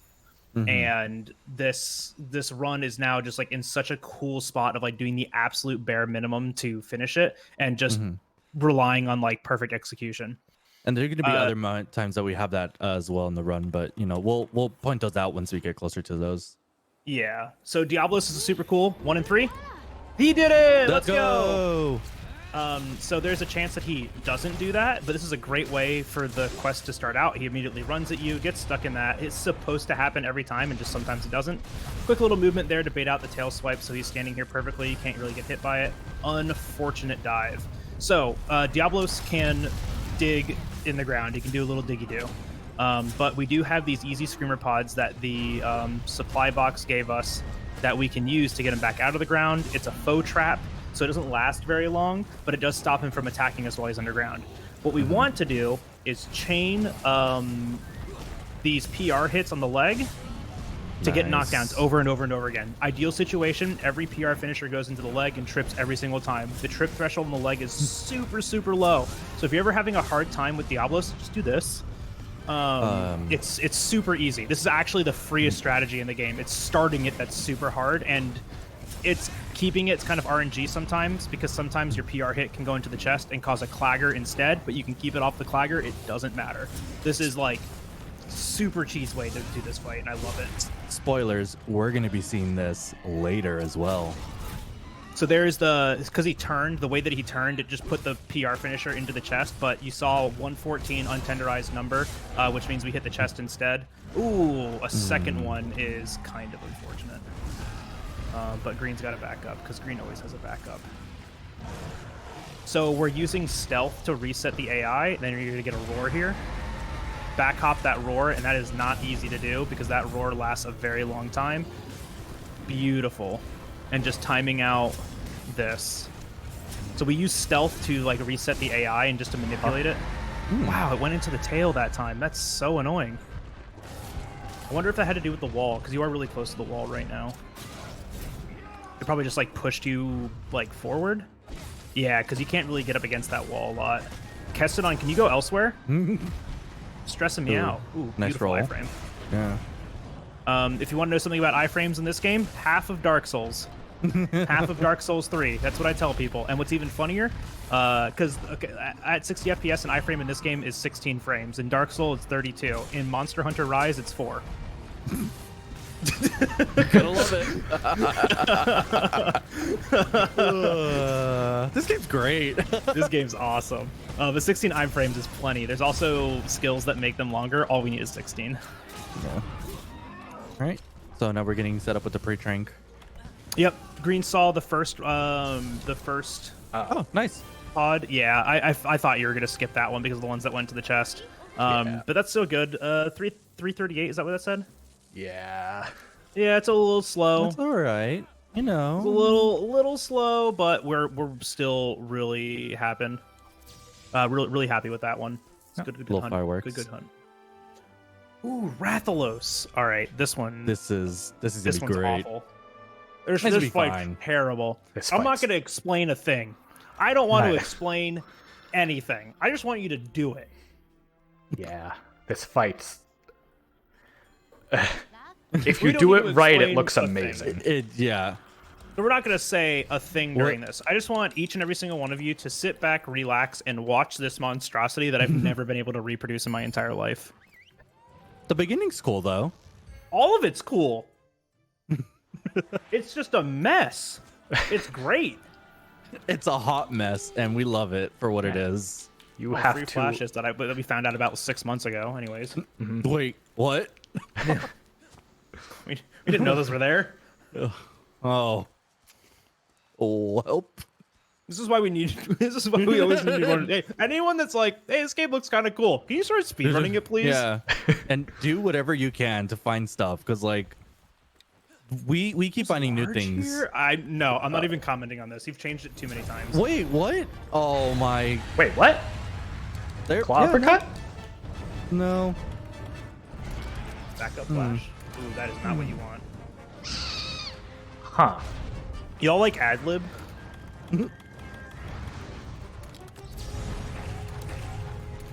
Huh. All right. I don't know what Green's doing. All right. Back up. That's gonna hit. It Okay, it did. sure did. All right, so he has to do the backup. So what he was trying to do was claw uppercut into the head there, and it clips the bombs too. And it, or no, yeah, you claw uppercut and then wall bang Rathalos into the bombs. He's got to do an older strategy now, where he just has to do a couple extra hits here, but it's still really cool. But he claw uppercuts through the roar because claw uppercut has armor frames on it, which work for roars. We actually use that a bunch when using SNS. It's very wild. Bump. You should be fine for the rest of this. Yeah. Just didn't do the fun part. You missed the fun thing, I guess. I mean, we got to see another type of environment trap, which was cool. Yeah. No, yeah, and you would see that normally too. Ooh, weird tracking there. PR finisher tracking can be jank sometimes. It's a little wonky. Nice. Going for a KO now. Good KO. Extra hits here to time out the PR finisher.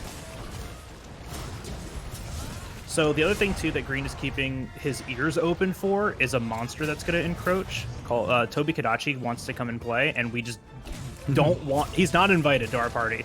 This is a 1v1, not a free for all. First pod drop, beautiful. No, that's cheating. He can do anything here. He can do one of like 9 attacks here, and he chose to stand perfectly still twice. That's cheating. So usually when monsters, I don't know if we talked about this, but usually when monsters are flashed, they have really random jank AI. They'll either start attacking, start moving around, flying, or just doing whatever they want. On the rare times, they'll stand still and they'll just be like, "Hey, I know you just flashed me, but what if you just kept hitting me after the fact?" It's not a Cooley-a-Coo. It just stood still. So not only did Green get it once, he got it twice, so he was able to put down that trap as well. So literally never punished. This is gonna be faster than my PB still.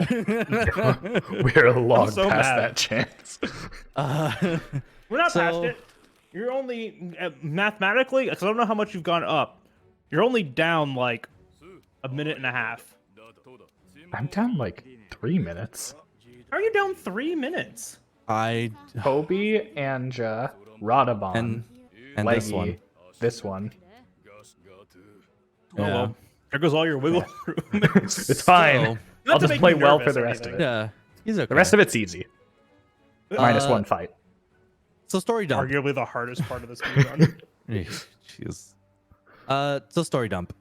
So now that we defeated the two Apex Predators, the first Wyvern's like, "All right, you have proven yourself. Now go fight Zora again." And we're like, "Cool." Why? Okay, to be fair, the guy in charge is like, "Let's capture Zora Magdaros, an Elder Dragon." And if you've ever played Monster Hunter, you can't capture those. And so it's really funny that every time he's like, "We're gonna capture Zora Magdaros," and we're just standing here like, "You can't do that, dude. That's not possible." So some quick shopping here. So we're going to grab an item which is called the Power Charm, which actually gives us a attack boost as well. We're also going to restock on some trap tools and 2 large bombs that we're going to be using on Nergigante during the 0-2 fight. Because there's a couple things that we have to kind of get through to kind of finish this quest. One of them is cool. one of them is another DPS check with Zora. And then the second is Nergi's gonna want to join the fight as a Super Smash Brothers character usually does. And we're gonna say no. Nergi slams his way onto Zora. There you go. Into your hearts.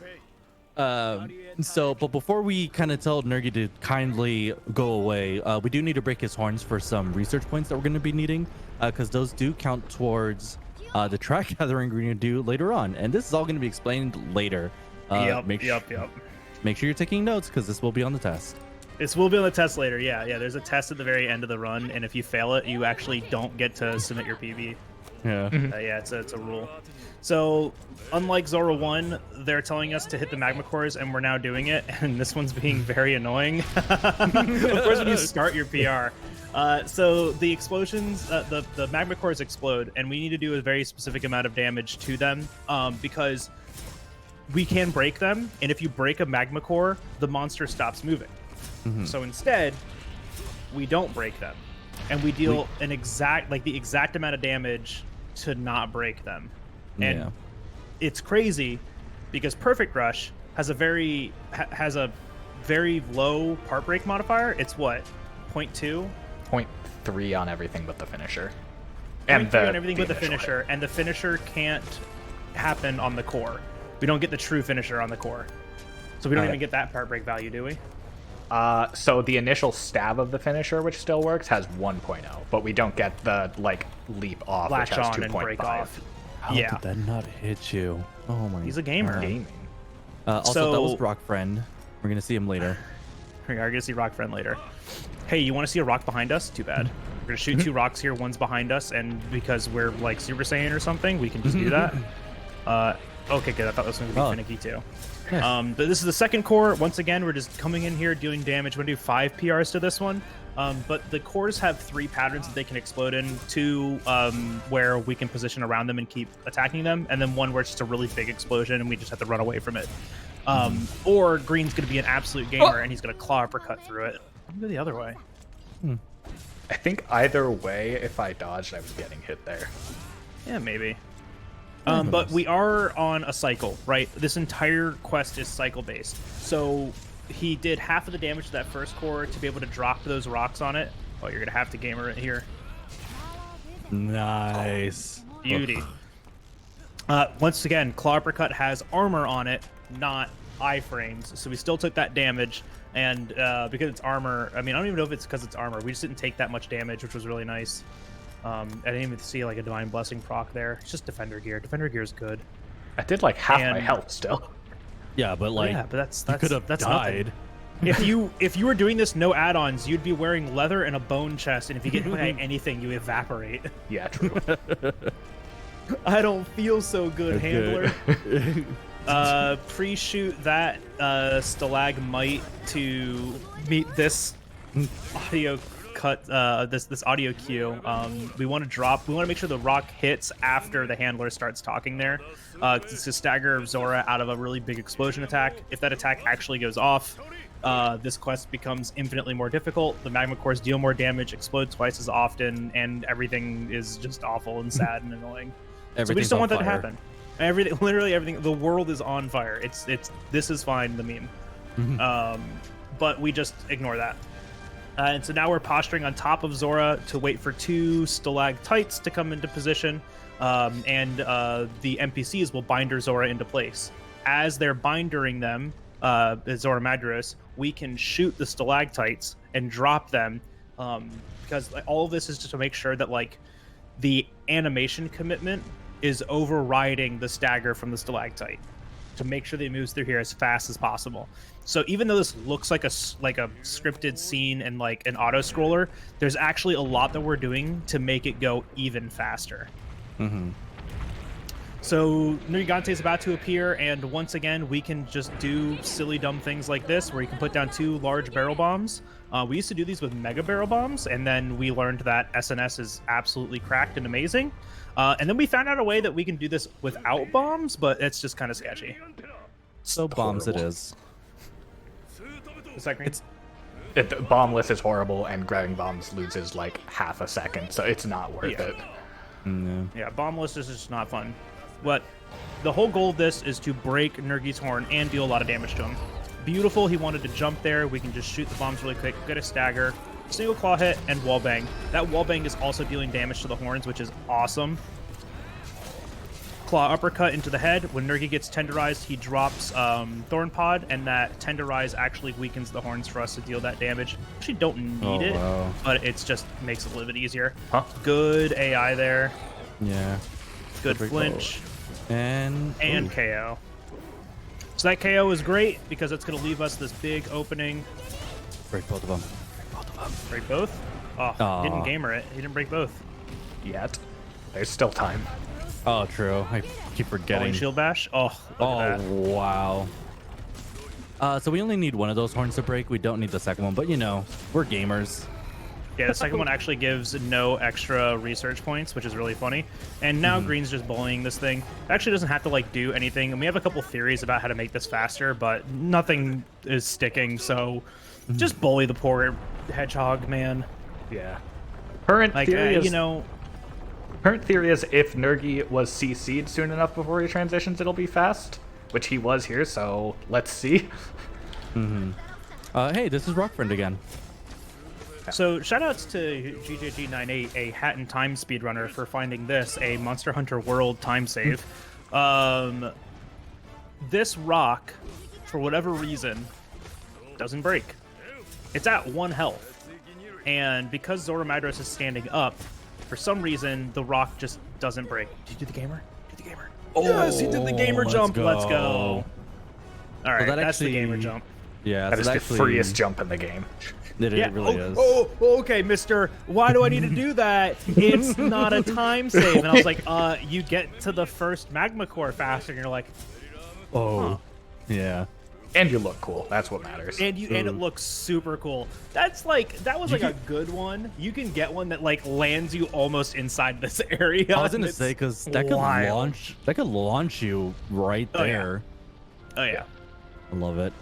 super fun. So now we go to that's the the gamer last. jump. Now we go to the last magma core.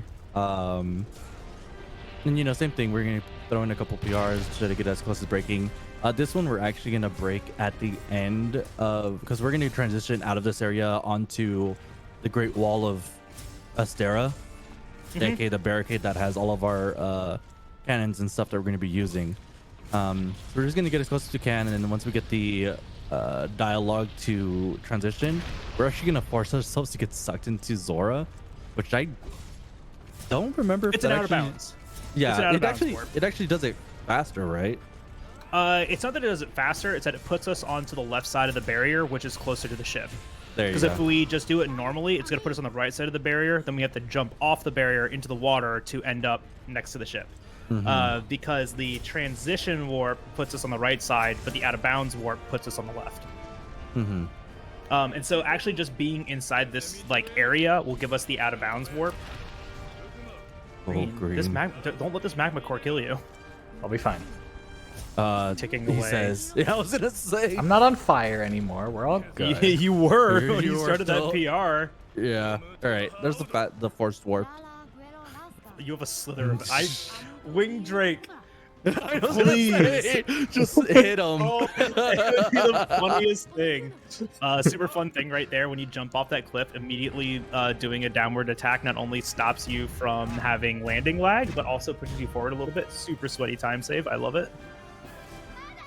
And then Green's doing cannons now. So we used to get a pair of iron greaves that would make our cannonballs deal 50% more damage. We just don't do that anymore because SNS is cracked or something. SS love is it. awesome, man. You just don't have to do anything when you have this weapon. But we're getting some early shots into Zora Madros. 5 cannons is about average. This will probably be like a 3 or a... It was probably a 4 cannon because you didn't get a lot of damage on that last magma core. You did get bullied by that one quite a bit. Yeah. I also got a fast transition, so not much damage on Rock Friend. That was a fast transition. So we're just waiting on the Dragonator. Where's my Dragonator? It's here. Brr. And so one of the conditions for this quest to end is up in the top right. You can see under the complete the assignment, it says barrier defense. If that's not on the screen, this quest can't end. So we actually didn't want to flinch Zora as he was walking up to the barrier because he has to get to the barrier for that to show up. That was it. Is it right here? Nice. There it is. Beautiful. So that audio from the handler right there tells us that this is done. And there's a quick little dance here. No, Of course. and then we just wait for the quest to end. Oh, nice. It actually ended pretty quick. 1%? Sedge? Nope. Oh. There's a 1% chance to get 2 commendations there. We're guaranteed 1, but if we get 2, that means we don't have to downgrade a weapon. And I got it like 3 runs in a row, and Green can just never get that luck, so that's pretty cool. Yeah. All right. Now It comes... saves 1 second. Yeah. Now comes high rank. Yeah, it's time for high rank. So, what do we do when the game gets hard? We go back to Switch Axe. Switch Axe is just too good against Pookie Pookie and Anjanath. Yeah, because you're going to use Switch Axe for Anjanath, aren't you? Yep. Oh gosh, this weapon is so good against Anjanath. The Brute Wyverns, your one fear is zero-sum discharge. Everything else cries. Anyways, so we're going on an expedition because there's a Pookie Pookie in the Wildspire Waste, and it's not supposed to be. And so what do we do with things that are different? We hunt it and study it. So we're going to go and hunt this Pookie Pookie, but while we're doing that, we're going to be gathering... I can't believe for 4 years I was taking that stupid vine and you just go to the right and not do it. I was like, how can I avoid this vine? And I watched you do a run once. I was like, are you Go kidding to the me? right. If it Go makes to the you right and feel just better, jump off. the run where you learned that from was like my second run ever implementing that. Yeah, Oh, it's even God. funnier. Hey, what are these weird footprints on the ground? I bet they're smelly. Let's pick them up. So we're now gathering tracks for a question mark Rathian. I wonder what that's going to be. But now we're stuck in the track gathering section of the game, where we need to gather a bunch of points on this pink Rathian. But first things first, this Pookie Pookie's here, and we don't want it to be. So what are we going to do? Wall bang. Pretty much every script with Switch Axe is how do we get the monster to stop moving so we can build up zero-sum discharge. And this is a great way to do it. Grounded ZSD into a Clutch Claw ZSD. Boom, perfect, right onto its tail. This will give us a tail cut, which makes capturing it a lot easier, and also initiate a Clagger. He's going to roar now. Great thing about Switch Axe is you have 4 levels of earplugs. Oh, no, he's not roaring yet. Never mind. Probably after You skipped the roar because The of the tail tail cut skips the roar. Yeah. Oh. Cool thing too about Switch Axe is that Oh. misinput. Tragic.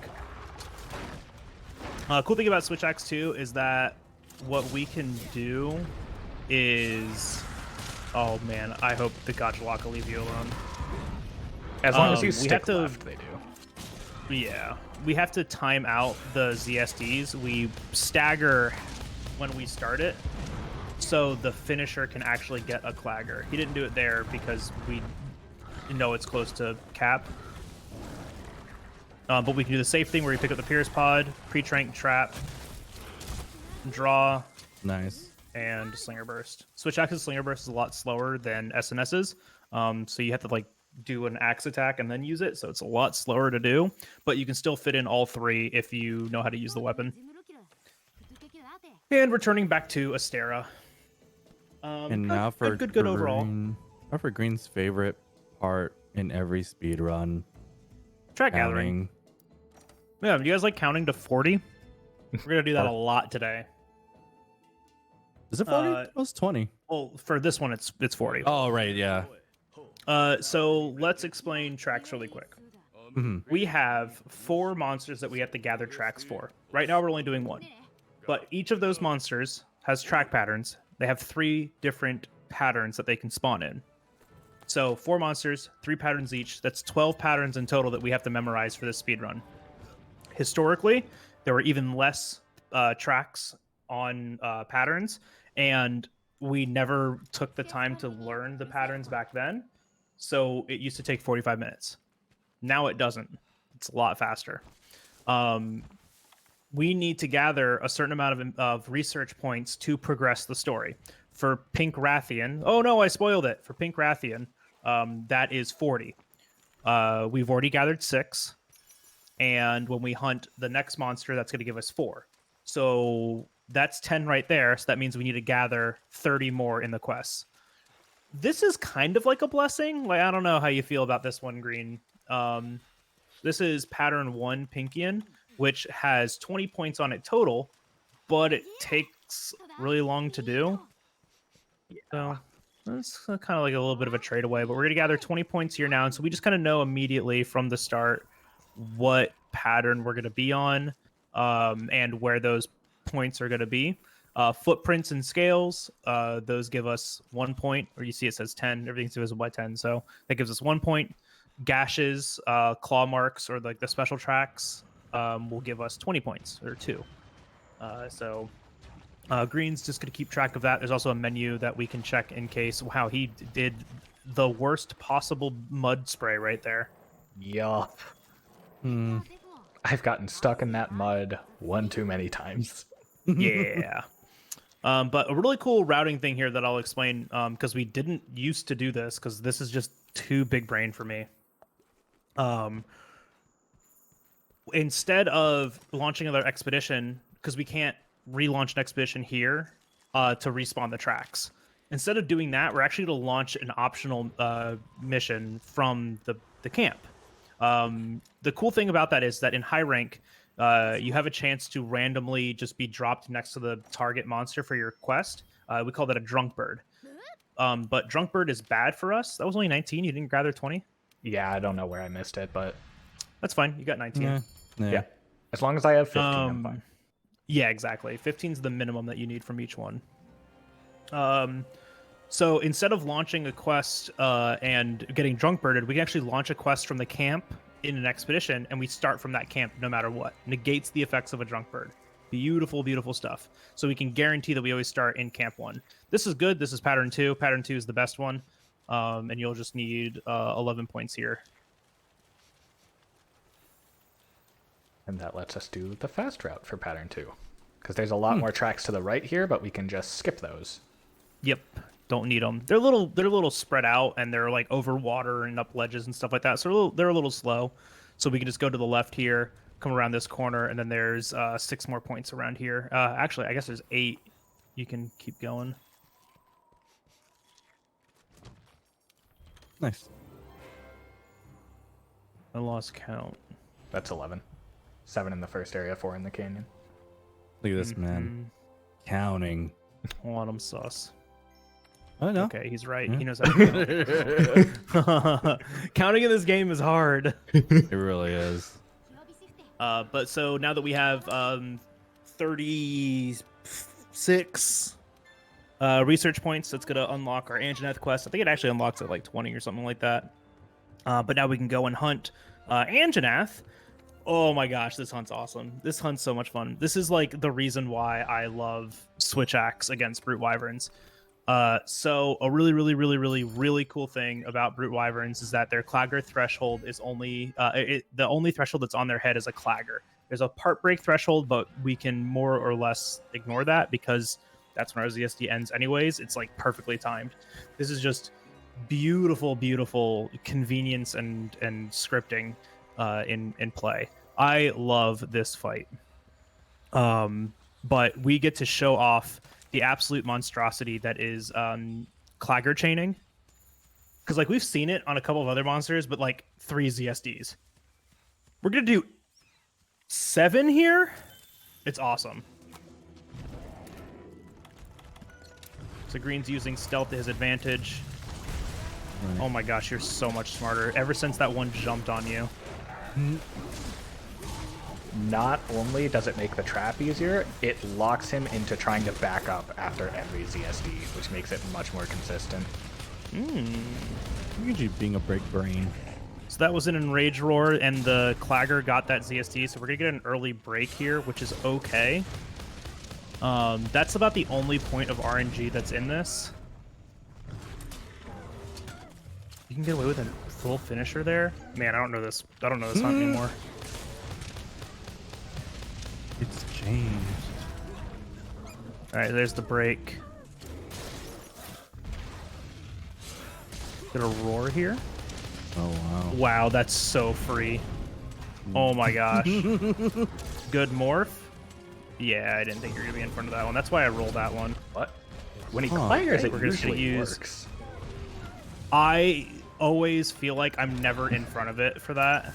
So I always just roll morph and then Slinger Burst. That's just a positioning thing. It's really unfortunate, but like both times for those flashes, Anjanath just like wasn't looking at the flash. And it's just weird interactions sometimes. They cannot be explained. But a pitfall trap to reset so we can just do this. So Green's doesn't have to. Cool, nice, good stuff. He was positioned in a very specific way that when the trap went down, he was in position to clutch claw back onto the head to continue his ZSD. Just in case he needed one more. That pre-trank during the pitfall is absolutely stunning. This fight, so cool. So cool. Wow, that full ZSD finisher, huh? That's neat.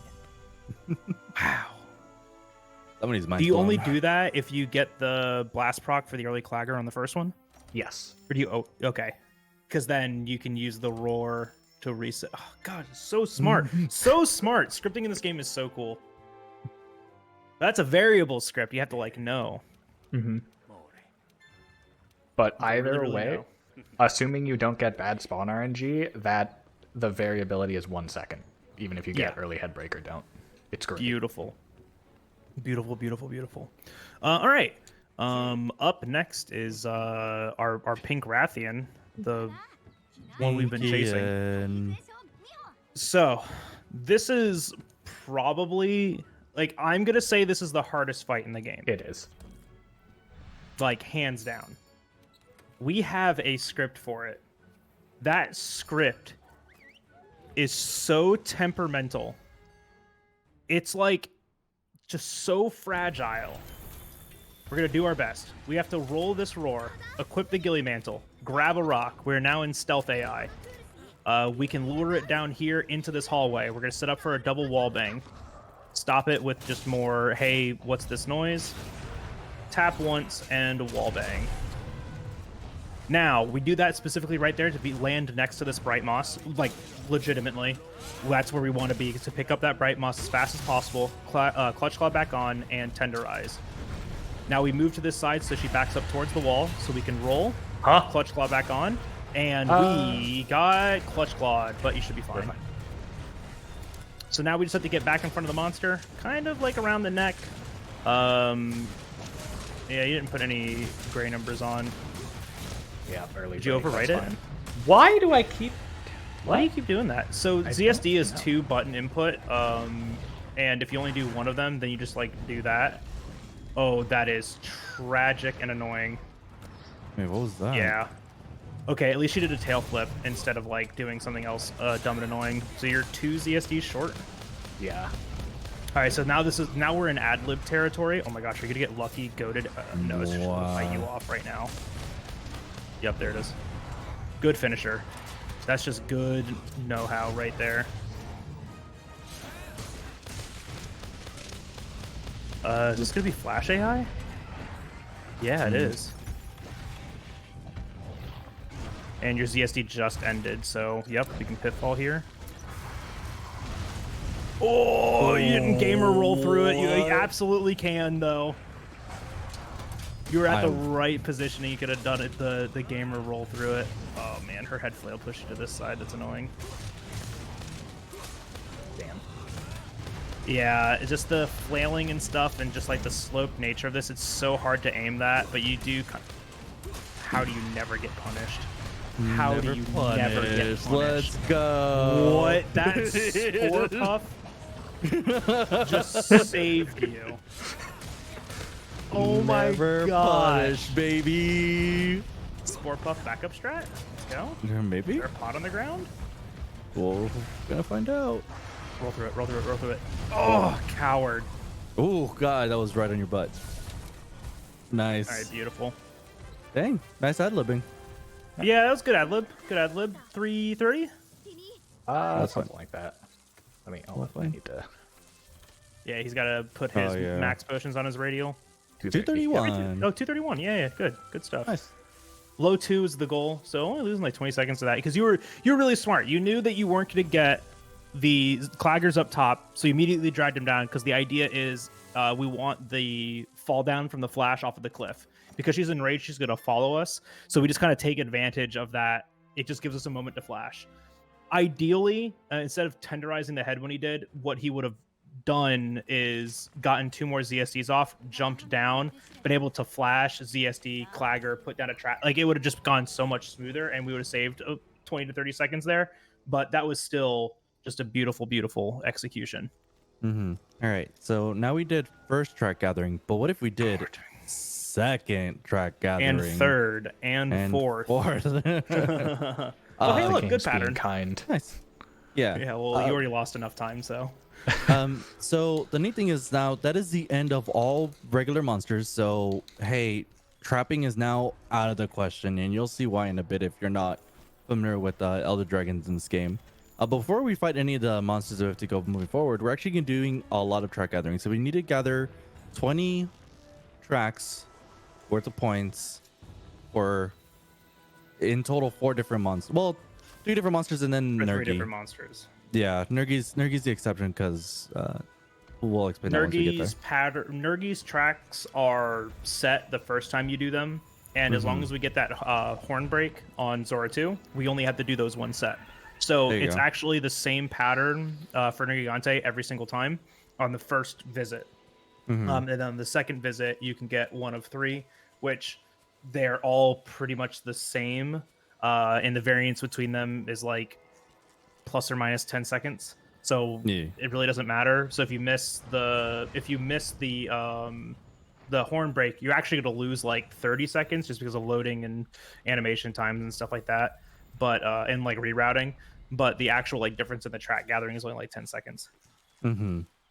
So before we get to that, we're actually going to be going and getting the other tracks for the other Elder Dragons that we're going to be fighting later in the run. So this first one's for Kushal Deora, Wind Dragon, Windy. Wimdy. I like this guy. Yeah. Kushal was a good fight. What? 18, 20. You did it right. No, Kushala is a good fight. Yeah. I Kushala with SNS. The way that we do it is fun. okay. Any other way is terrible. Yes, It's he's rough. fun when he's not allowed to move. Correct. Yeah. So that was Kushal tracks. And then we're also going to be gathering for Teostra, the spicy kitty. And then the last one we're going to be getting is going to be Valhazak, the stinky one. And all of these Singular. patterns are RNG. They can spawn in one of 3 ways and they can differ by up to a minute across the 3 patterns, or a minute and a half. God. So far, you've gotten like blessed AI. Yeah, The I've 2 gotten the- fastest patterns. I've got the good patterns on the ones that matter. Yep, because Yeah. the last one is like a variance of like 15 seconds. It's nothing. Yeah. So there you go. You gamed. Know Nice. that you lost enough time. Then the game's like, I guess I'll be nice so you can finish on pace. Here you go. And here's a handout. You need it. Really quick, I would like to remind everyone while we have some downtime that we are raising money for Game Over Cancer is raising money for the Canadian Cancer Society. Every dollar that you donate today is going to go towards an amazing cause to prevent cancer in people now and people in the future. It's going to go towards amazing research and medications and all that great stuff. Every dollar that you donate is going to also go towards 2 prize raffles that we have going on. $5 donated is going to get you into the raffle for 1 of 2 Steam keys for the Mega Man Z and ZX Legacy Collection, or a Steam key for Monster Hunter Rise Sunbreak, the Deluxe Edition. Hey, that's a Monster Hunter game. What weird, wild that we're doing that. If you donate $10, you're gonna get both of those Steam keys. The raffle, you'll win both. You could win both of those Steam keys, and also you'll be getting some Game Over Cancer merch, a T-shirt and a tumbler. So reminder, every dollar donated goes towards that. This is a great time to donate because we have plenty of downtime to talk about your wonderful donations and read the nice words that you put in those. Thank you guys, everyone, for that has been donating. We're less than $400 away from that $5,000 goal. It'd be amazing if we could meet that by the end of the run.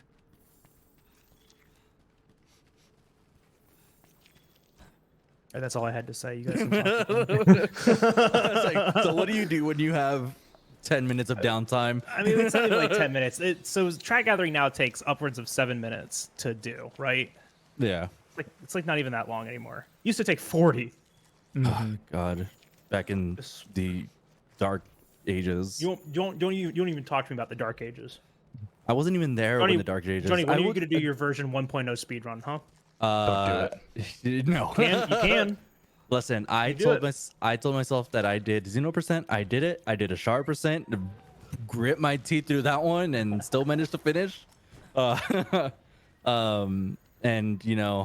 I saw Oni do the 1.0 and I was like, that's cool. You have fun with that one. Yeah, the 1.0 hurt. Well, he also did it on console. Also hurt a lot more. Yeah, no cutscene skip. Yeah, no cutscene skip. Tracks. are- Cutscenes. Fun fact: an hour and 3 minutes long. So when we finally implemented cutscene skip, free hour and 3 minutes to RTA. Oh my goodness! I think that's when I started running the game. You started. Was- That's when for most cutscene people skip. started running the game. Oh no, I Like, did you one can run skip without these it. now? Yeah, I did one run without it, and I was like, "Oh, this is not fun right now." Then Is that just 2 down inputs, or is that down and? Is that was just down, 2 down. down inputs? What? yeah, I've been doing upright this entire time. I've been losing time to lift my finger from up to right. Yeah. all right. Imagine. I have something to say great. here. I love No, this. no way. No. So, a long time ago, Elliot Live used to run this game, and there was a point where we didn't know. She's gonna do it Oh, that's again. right. She's doing it. Yeah. Okay. She took a break and she's running it again. Story. So we were like, is this skippable? Because so the Admiral has the same AOE effect as the Mercer skip, which is You get too close, you get stuck in this walking animation. It takes forever, and to get out is even worse. So we were wondering, is there a way to get out of this? So Ellie Alive found out how to do it, and well, I wasn't part of this. Actually, I think it was more Green and Bagel. Didn't think it was possible. Oh, it was more Bagel. It was all sorry. me. So this was back in 2020. And she Yeah. was like, I think you can skip Admiral. I was like, no, you can't. You can't do that. And she's like, yeah, just like try to like do it like this. And I tried it like 3 times. Like, you can't do that. That's impossible. Not possible at all. Well, Okay. Green just did it. yeah, so that's what it was essentially. So you hug the right wall as far as you can at a certain time, and you're able to just skip this whole walking scene. I also entertained the idea, and I brought it up to Green, and Green's like, well, I don't know, I don't think that's possible. Like, there's no way. Like, throwing in every sort of it's not possible kind of thing. To be Tested it fair, out. because I said it was impossible. I know. So after a couple of times of actually showing him like doing it, he's like, oh, yeah, okay, we can do that now. I also missed that one in my PB. Yep. I lost What's 20 even funnier- seconds to the freest movement tricks in the game. Yep. What's even funnier is that Johnny said to me, he's like, I think you can do this. I did it. I think you can do this. And I was like, no, you can't. No vid, no did. Yeah, exactly. That is like, I don't see proof, so it's not possible. I was like, what? All right, Green, you can talk about your favorite part of the speedrun now. Yeah. So we need to gather 2 spikes and discover 1 monster at each set. The first one here is Uragon. The annoying thing about him is he tries to roar as soon as he encounters us, but we're actually right on the edge of the range. So we just need to hold back the slightest bit, and we don't even care. What roar? It took way too long to figure that out. This is my personal favorite. There's a spike on the left and a spike on the right. We're going to gather this first spike on the right, and then we're going to dodge into the middle, which will trigger the cutscene to spawn the monster here, and warp us to the second spike. God. Can't believe no Bully the Dota Gamma bid war. Yeah, I forgot to submit it. Oh, dang, dude. Should have done it anyways for the fans. Yeah, there is a strategy there where instead of putting the ghillie mantle on like I just did, you drop a boulder on him and it loses like 5 seconds, but it's funnier. Because he doesn't like bullying a big old blue round friend. I want to do that in my next PB. I want my next PB to have Bully Dota Gamma. Yeah. And this last one is the game actually does intend for us to do this gathering before all the other elders, but we do it last so that we can return from expedition instead of traveling to another locale, because this way we don't have to open our map and we don't have to watch all of those new areas we just discovered fill in. Smart. Very smart and clever routing that saves a significant amount of time, because that map load in takes about like 5 to 10 seconds. Like, I don't know, it just feels like it's forever. I timed it out at 6. Oh, 6 God. seconds, yeah. 6 seconds of our longest life, though. So now that we've finished the track gathering for Nergi, we're gonna go and talk to a couple people. They're gonna be like, hey, you did it, good job, now go fight it.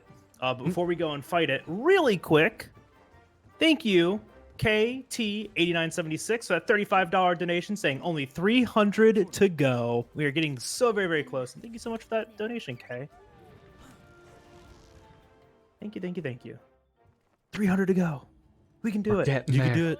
It's a race. Do it before Green It's finishes. a race. You have a half an hour. So, if you're doing it.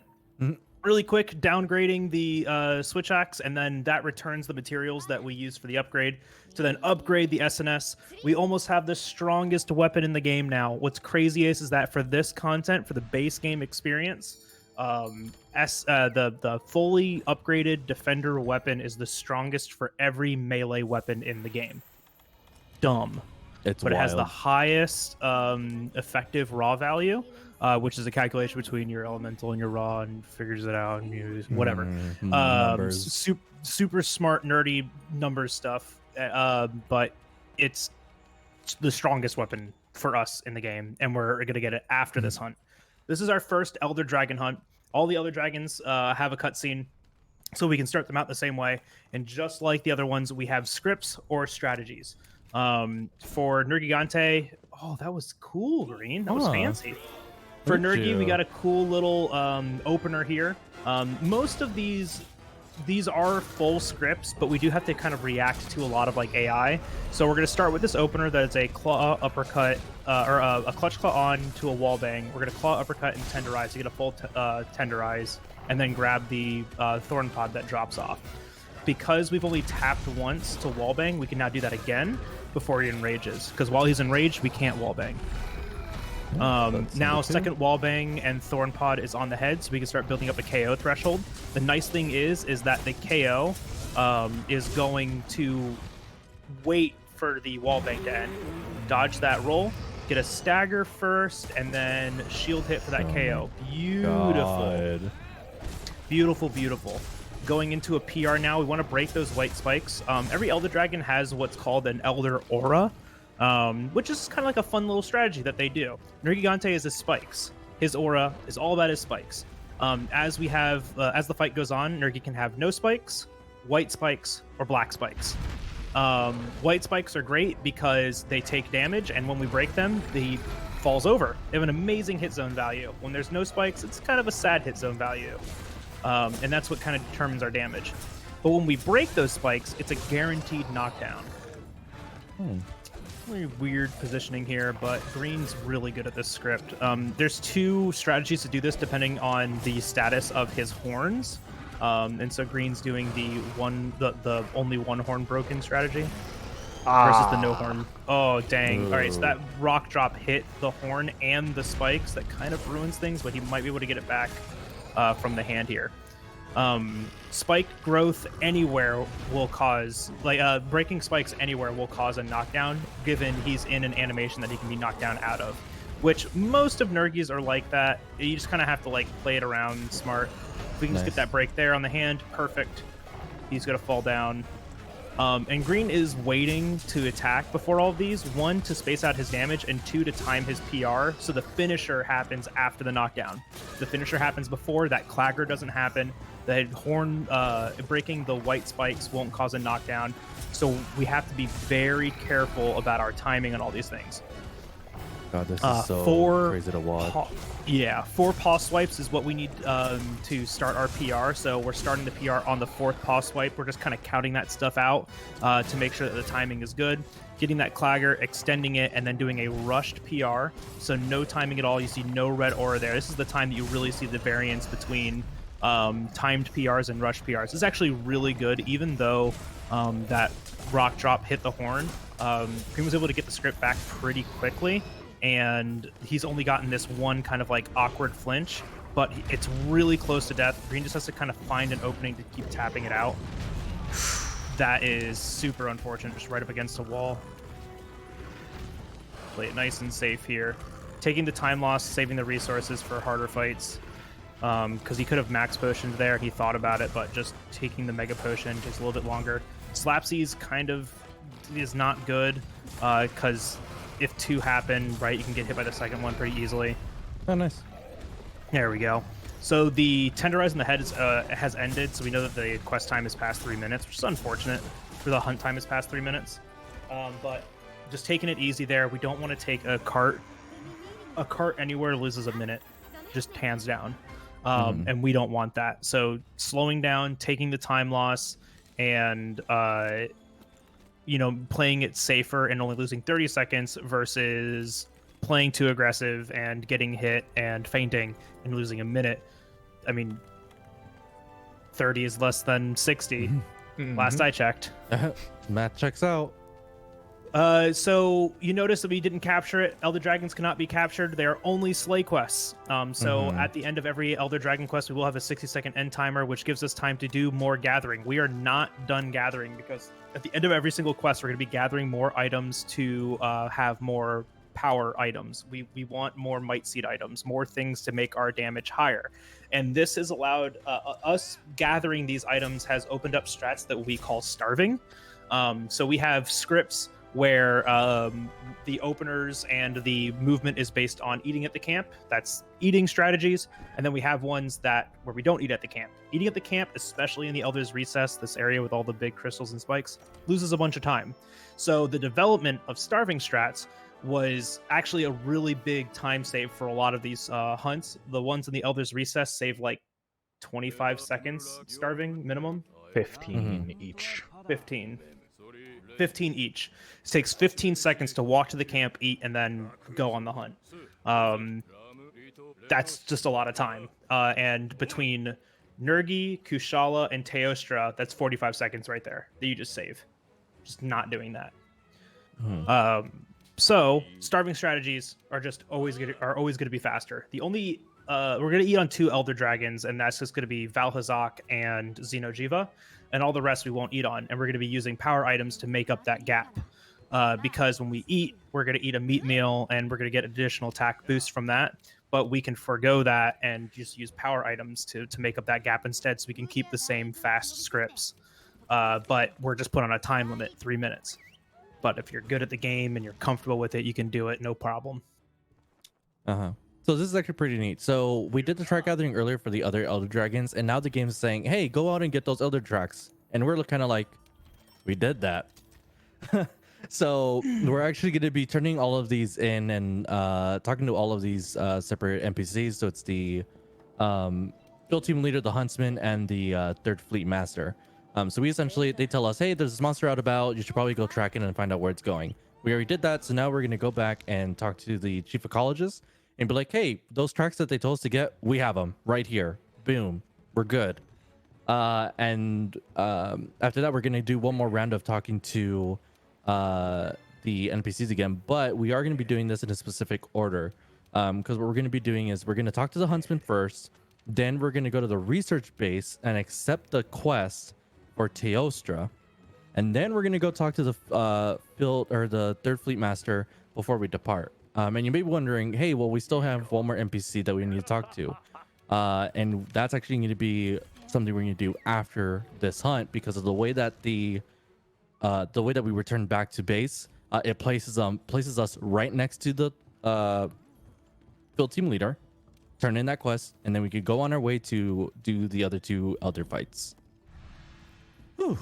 Anyways, We call that late Mercer or late FTL.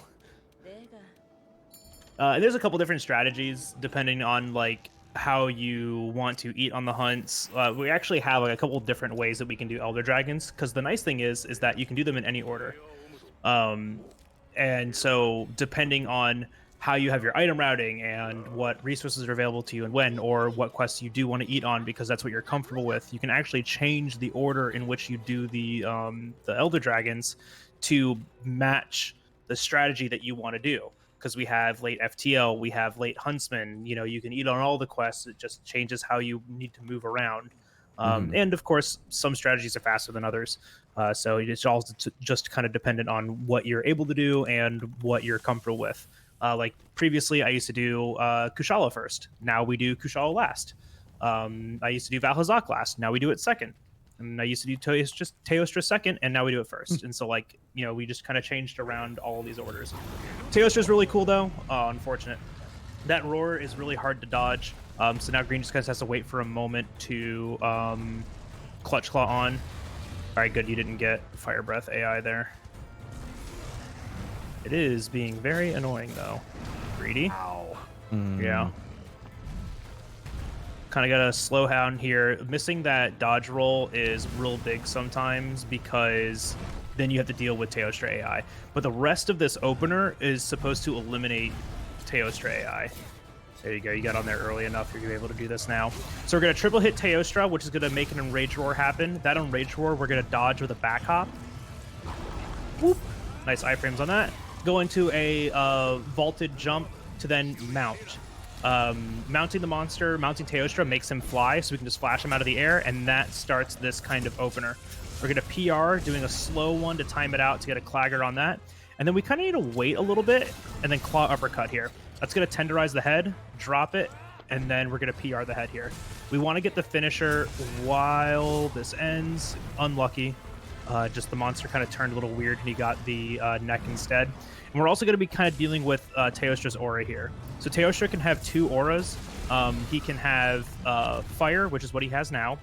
which creates kind of an AoE dot around him. As long as we're near him, we're going to be taking damage. But if we can deal enough damage, the aura goes away.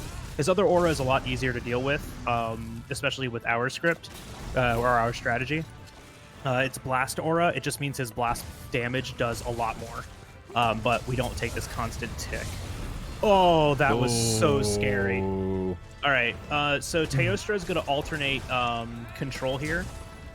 You'll see that after some PRs, he's going to do a clagger, like right now. Nice. And after other PRs, he's going to do a head knockdown. And depending on which one he does, it's going to change what we do. But the nice thing is that it's predictable. He's going to do, if he does a head knockdown, he does a clagger next, and vice versa. They always kind of happen in line, right? Because the controls are alternating. The other control that we have here is KO. Every falling shield bash is doing a moderate amount of KO damage. And our PR does some KO too, as long as we're landing shield hits on the head. And we're landing a couple of them. It's the fourth falling shield bash. If both hits connect with the head, that will cause a KO. And ideally what will happen is that Green will get a KO, then a horn break, and then another topple. What that's going to do is going to skip a clagger for us, and it's going to let him get 3 full PRs in a row. So ideally, probably right here is going to be the horn break. Yeah, there it was, but unfortunately it was turning, so we didn't quite get it. But there's the head knockdown, and then probably from... Oh, yeah, because he got... Nice. Never mind, doesn't matter. Well done. Just kill it, dude. Yeah, ideally you get a KO. Ideally, you get a KO when you would get a clagger, and that skips a clagger for you. Then you get the horn break, and then that causes a head topple, and then you get a head topple, and so you just have 3 full PR combos back to back to finish it off, which is super nice to do. But it can be a little annoying landing the falling shield bashes. That was a very good Teostra. Despite the opener, that was a very good Teostra. Oh. And that's a fight where a lot of things can go wrong. Especially just like in timing. The timing to land the rushed PR on the head from the clagger is super tight. Like, you even heard us like, oh my gosh, how did you not get hit by that? He was running. I don't know how you didn't get hit by that. You could also get affected by the lava bidets if you don't have any good control of the area as well, if you're not in a specific art, because, you know, if you're in the center of the map, the lavas like erupt from the floor, and then that just also can do massive damage to you. Only if Teostra attacks. So if you can keep your lock, it doesn't matter. But yeah, if Teostra starts attacking a bunch, the floor starts to erupt in lava, and that can really disrupt you as well. You can play around it with like good positioning and stuff, but it's just not ideal. Yeah. So second one is going to be Valhazak, the stinky fiend himself. Valhazak's aura is called Effluvia. If you've never heard that word, like me, when I first started playing this game, Effluvia is the essence of death. It's things that's like decay, detritus, like just dead stuff. So it's this dust that Valhazak will kind of emanate from himself. And then randomly at sporadic, entirely unpredictable times, we will just lose half our health. And not just lose it. Our health bar will be reduced by half. So we actually lose a portion of our health bar. And to get rid of that, we have to eat a nullberry. We've been gathering nullberries this entire time, like not really talking about it, but we're only doing it for this quest. So we have 10 nullberries. Ideally, we don't use any. You can go through this entire hunt without using a single nullberry. You can do that. It's like a burst of vines and just walk right through. It's so much faster than pushing your way through the vines. And then once again, here... Oh, never mind. He's doing things differently. What? Oh, that's right. You haven't seen this. Okay, well, at least you got that side. Oh, well, it doesn't matter. No. What? Yeah, I saw Green. Can you aim for the legs? Yes. Oh my gosh. Okay, so the way that I know to do that is not using the Gilly Mantle and praying that the AI is good, but Green using stealth once again to just break the game. Stealth is the best mechanic in the game. I spent 3 hours labbing that out earlier.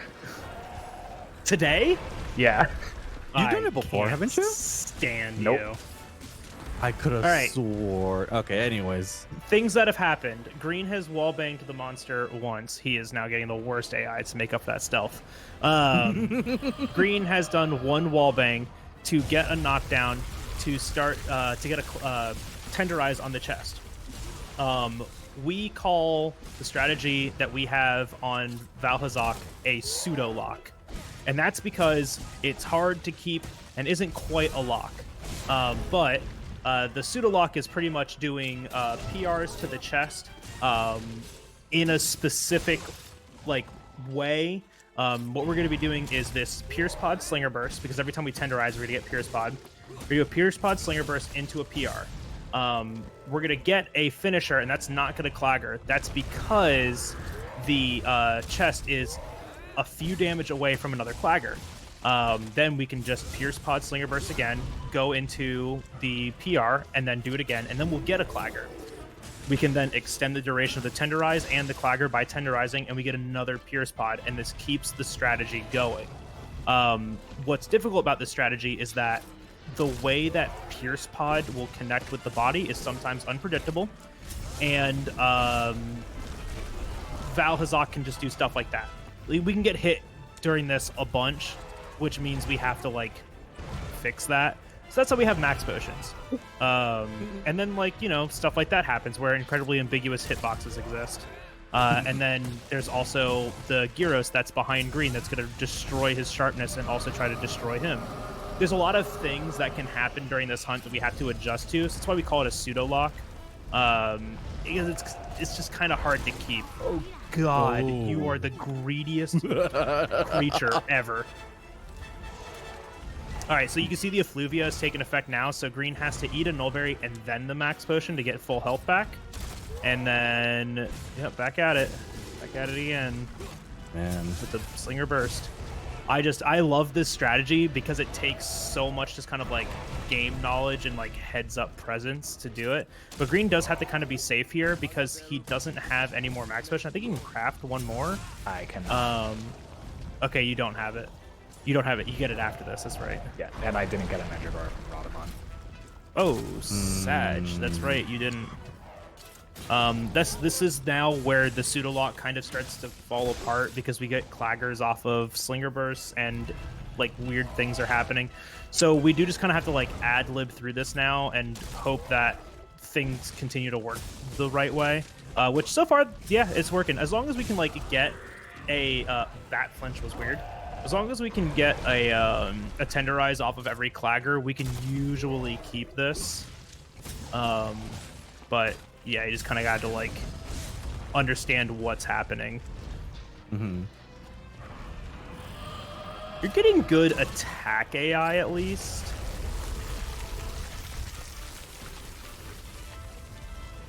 I don't think you have one, do you? Huh. Yeah. Because you've used... Well, I think you should have one more tenderize. You get a little bit of armor on PR. Oh, okay. Nice. Yeah, there's just one PR away. Nice. Yeah. Because there's a limit to the number of powerful slinger ammo that you can drop using tenderize. I want to say it's 7 or 5, but I've never actually counted it. I've just gone, I get no more Pierce Pod now. I've never really counted it though, but there is a limit. And so 5. I want to say 5 too. I don't feel like that's enough. Anyways, now we have 60 seconds to do a bunch of gathering. We'll grab more flash pods, though. Green should be pretty comfy on flash pods because the only other monster that we're going to need that for is Kushala, which is the next monster. But we're also going to get 2 more Might Seeds here and another Mandragora. And that Mandragora is going to become another max potion. So that's Green's last max potion for the game. Once again, when you eat a max potion, it's a very fast animation, and it puts your health bar to max and puts it to the cap, right? Because you start off with 100, but eating a max potion gives you 150. So you get a little bit even extra out of that the first time you use a max potion. Super, super nice. But the main reason we like them is because it's an instant full heal. It's very nice. So this is the kind of routing change that Johnny was talking about earlier. After the second Elder Dragon hunt, you're forced to talk to the commander again. That puts us right next to field team leader. So we can just talk to FTL there and get our Kushala Daora quest, because then we have to walk all the way over to the quest board anyways. Just a smart kind of adjustment, because fast traveling, having that quest, talking to the field team leader earlier, and then fast traveling to the research base to get to the quest board faster is slower. Because you have to talk to the handler still too, and the handler talks, but the quest board doesn't, so we prefer the quest board. Legitimately, like that's not even like anti-handler propaganda. That's just legit. We would much rather talk to the quest board. At least the quest board won't talk back to us. Exactly. It has nothing to say. It has the exact same function. What's your function? This is Kushala Daora, and this fight is so much fun. It starts off with a cutscene with it flying in the air. Green has taken all of his power items, so he has the damage that he needs. We can flash it out of the air right here, which I think is super silly, and then just claw on. Green's doing 3 claw attacks. The nice thing is that's going to give us a half tenderize, and so all we have to do is just claw uppercut. Timing out that last claw hit so it turns it into the wall. It's not an easy thing to do. He just makes it look so flawless. Claw uppercut, reposition real quick, and then start PRing the head. The idea here is that Kushala never moves, so we're going to be alternating. We're not even alternating. Kushala, unlike Teostra, only has a head knockdown and not a clagger on the head. So what we can do is just keep kind of attacking the head over and over again, getting these finishers on the head and sometimes even on the neck, just like that, to get the head knockdown. Super nice. But every single head knockdown, we're going to do a falling shield bash. It's going to build up a little KO. Ideally, we don't get the KO, but if we do, it's fine. And then just making sure that we time the finisher for the head knockdown to end so we can get another one. This is a headlock. It's exactly what it sounds like. Kushala is one of the easiest monsters in the game to headlock. I think everyone in the world can do this. A lot of different weapons can headlock. Charge Blade's also really good at headlocking. Greatsword's also really good at headlocking. The other kind of thing to note for us is that we're actually positioning ourselves in a way that we're only dealing half damage to the head.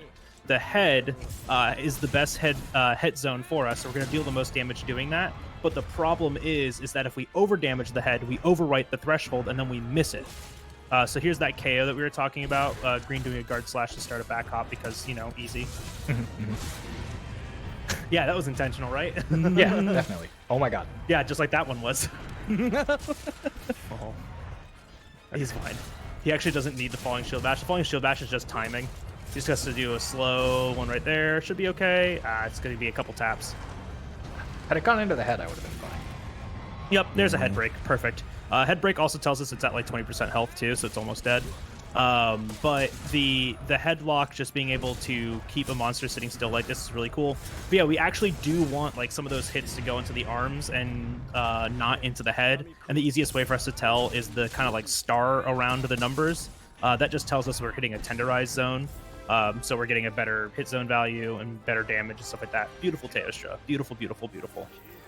Or Teostra, this is Kushala. Beautiful Kushala. Beautiful, beautiful, beautiful. We're almost at the end. We have one hunt left. There is one monster left to this speed run. And we are $300 away from the $5,000 goal. Now, I'm not saying that Green's going to beat Chat. I would never say that. I would never disparage Chat's, honor like that. But it's starting to look like Green might be in the lead in this race right now.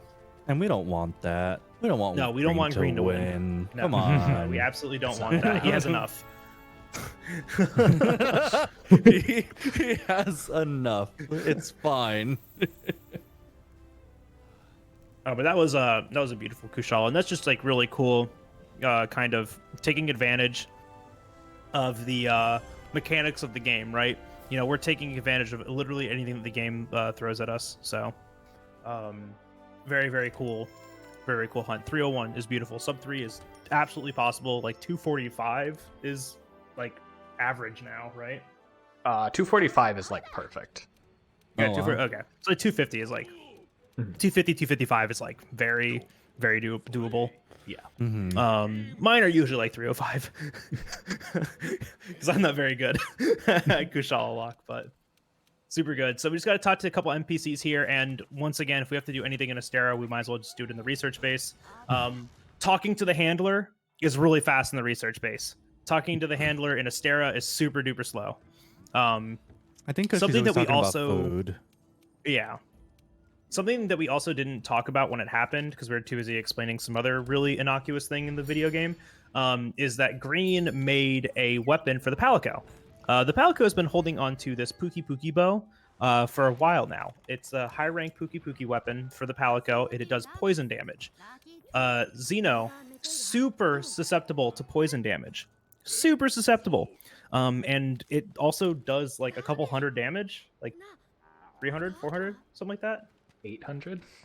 800? Yeah, okay, so Jesus. poison damage is good, and we're gonna get a couple poisons off during this hunt. So Green is now allowing the cat to come back. Just for this hunt, for the very last hunt. This is the one that we want him on, because poison damage is good. So wow, what? We're baiting. Wow, what? It doesn't put him under though. Well, that's really close though. Wow. So we're baiting Xeno's AI here. It's kind of hard to do, but it's actually like baiting AI is so much easier on large monsters. If you're familiar with this game, probably the most familiar form of AI baiting is Fatalis's cone bait. Fatalis is another Elder Dragon, but it's like twice the size of Xeno'jiiva. And based on your position and angle to the monster, you can actually bait out a specific attack. We do the same thing here to Xeno by being in front of it, having our back turned to it, to bait out the running animation so we can pull underneath that rock.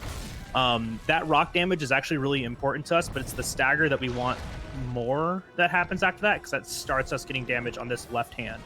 This entire time, he's a really big monster, right? This entire time, we just want to be hitting that left hand. Green got very, very lucky there, being able to drop another rock there. That's another 5% damage to the monster. And taking advantage of Roar falling right there to clutch claw onto the monster and then just fall down to the ground. Super good heads up right there. A little bit faster than Claw for cutting it, since he was in position for that. So now we're just going to PR this left hand. Why the left hand? Mostly because of position. After every stagger, the left hand's just like in a really good spot for us to PR it. So Green is purposely missing parts of this PR here to space out damage. He landed on the crystal. Let's go. He did it. And so now, just missing this damage because he wants to get the finisher, and he wants the finisher to transition it. Uh-oh. Oh, okay. No, that's fine. That's fine. It should still transition here. Just whack it. Just let it. No, Oh, yeah, he yeah. doesn't want to whack it because it's going to hold it here longer. Yeah, Because we want to get out of phase one as fast as possible. That was a really fast phase one with 2 rock drops. Very, very fast phase one. Because 2 rock drops can be like really cumbersome sometimes. So if you really know how to react to like the cat baiting a runnies accidentally, you can get a second rock drop in. So now this is phase 2. We want this hunt to end in 3 minutes. And we can, and it's free. So Green's going to start off with a tenderize here on the arm. A tenderize lasts 3 minutes, so now that's re-upped. And he also has his might seed buffs going. So the next thing that we have to do is just make sure that we keep white sharpness, and that shouldn't be a problem as long as all 3 of those buffs are active. Every single finisher is going to hand stagger. So the difficult part of this is timing and positioning. And Xeno, I hate to say it, is in a beautiful position right now. Butt up against the wall, that means he's going to move very little after each one of these, and his position when he comes off of the monster is going to be perfectly parallel to this hand. We want at least 2 of the hits from the Slinger Burst to go into the hand. If only 1 goes in, like, it doesn't work. So as long as 2 go in, it's pretty safe. We're going to be rushing this PR, timing the PR finisher to get that.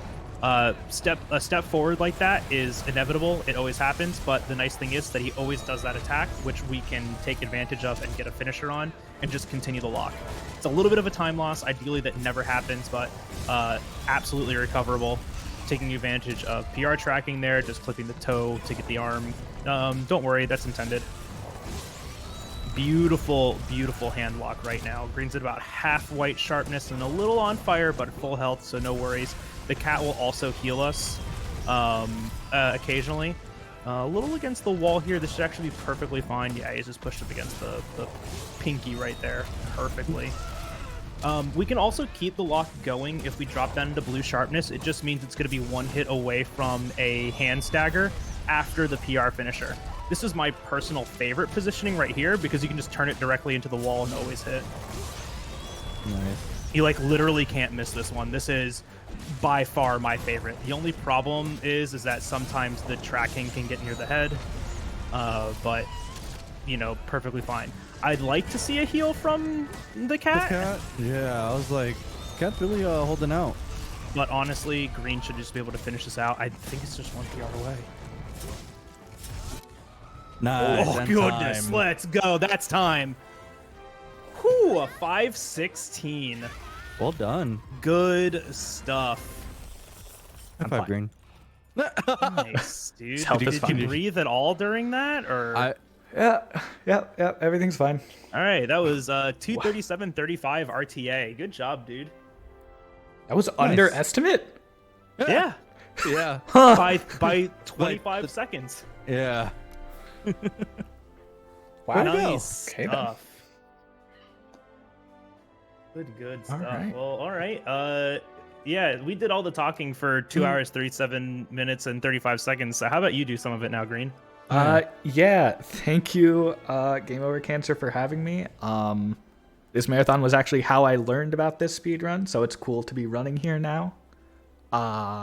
Thank you, Bagel and Johnny, for commentating with me, and thank you to the Monster Hunter speedrun community. Yeah. All right, cool. Yeah. Stricer, I don't know what else you have planned, or if you just want me to go ahead and sign it off for us. But thank you guys so very much for watching, especially this run. You know, I try to make sure Monster Hunter's here every year. So thank you so much to everyone that donated and supported today. It's been absolutely amazing. Absolutely amazing. Congratulations, everyone. $4,700 for the Canadian Cancer Society. Good job. Absolutely fantastic job, everybody. If you'd all like to stick around for just a few moments, we'll have our final words and celebrate with the rest of you. So just one moment.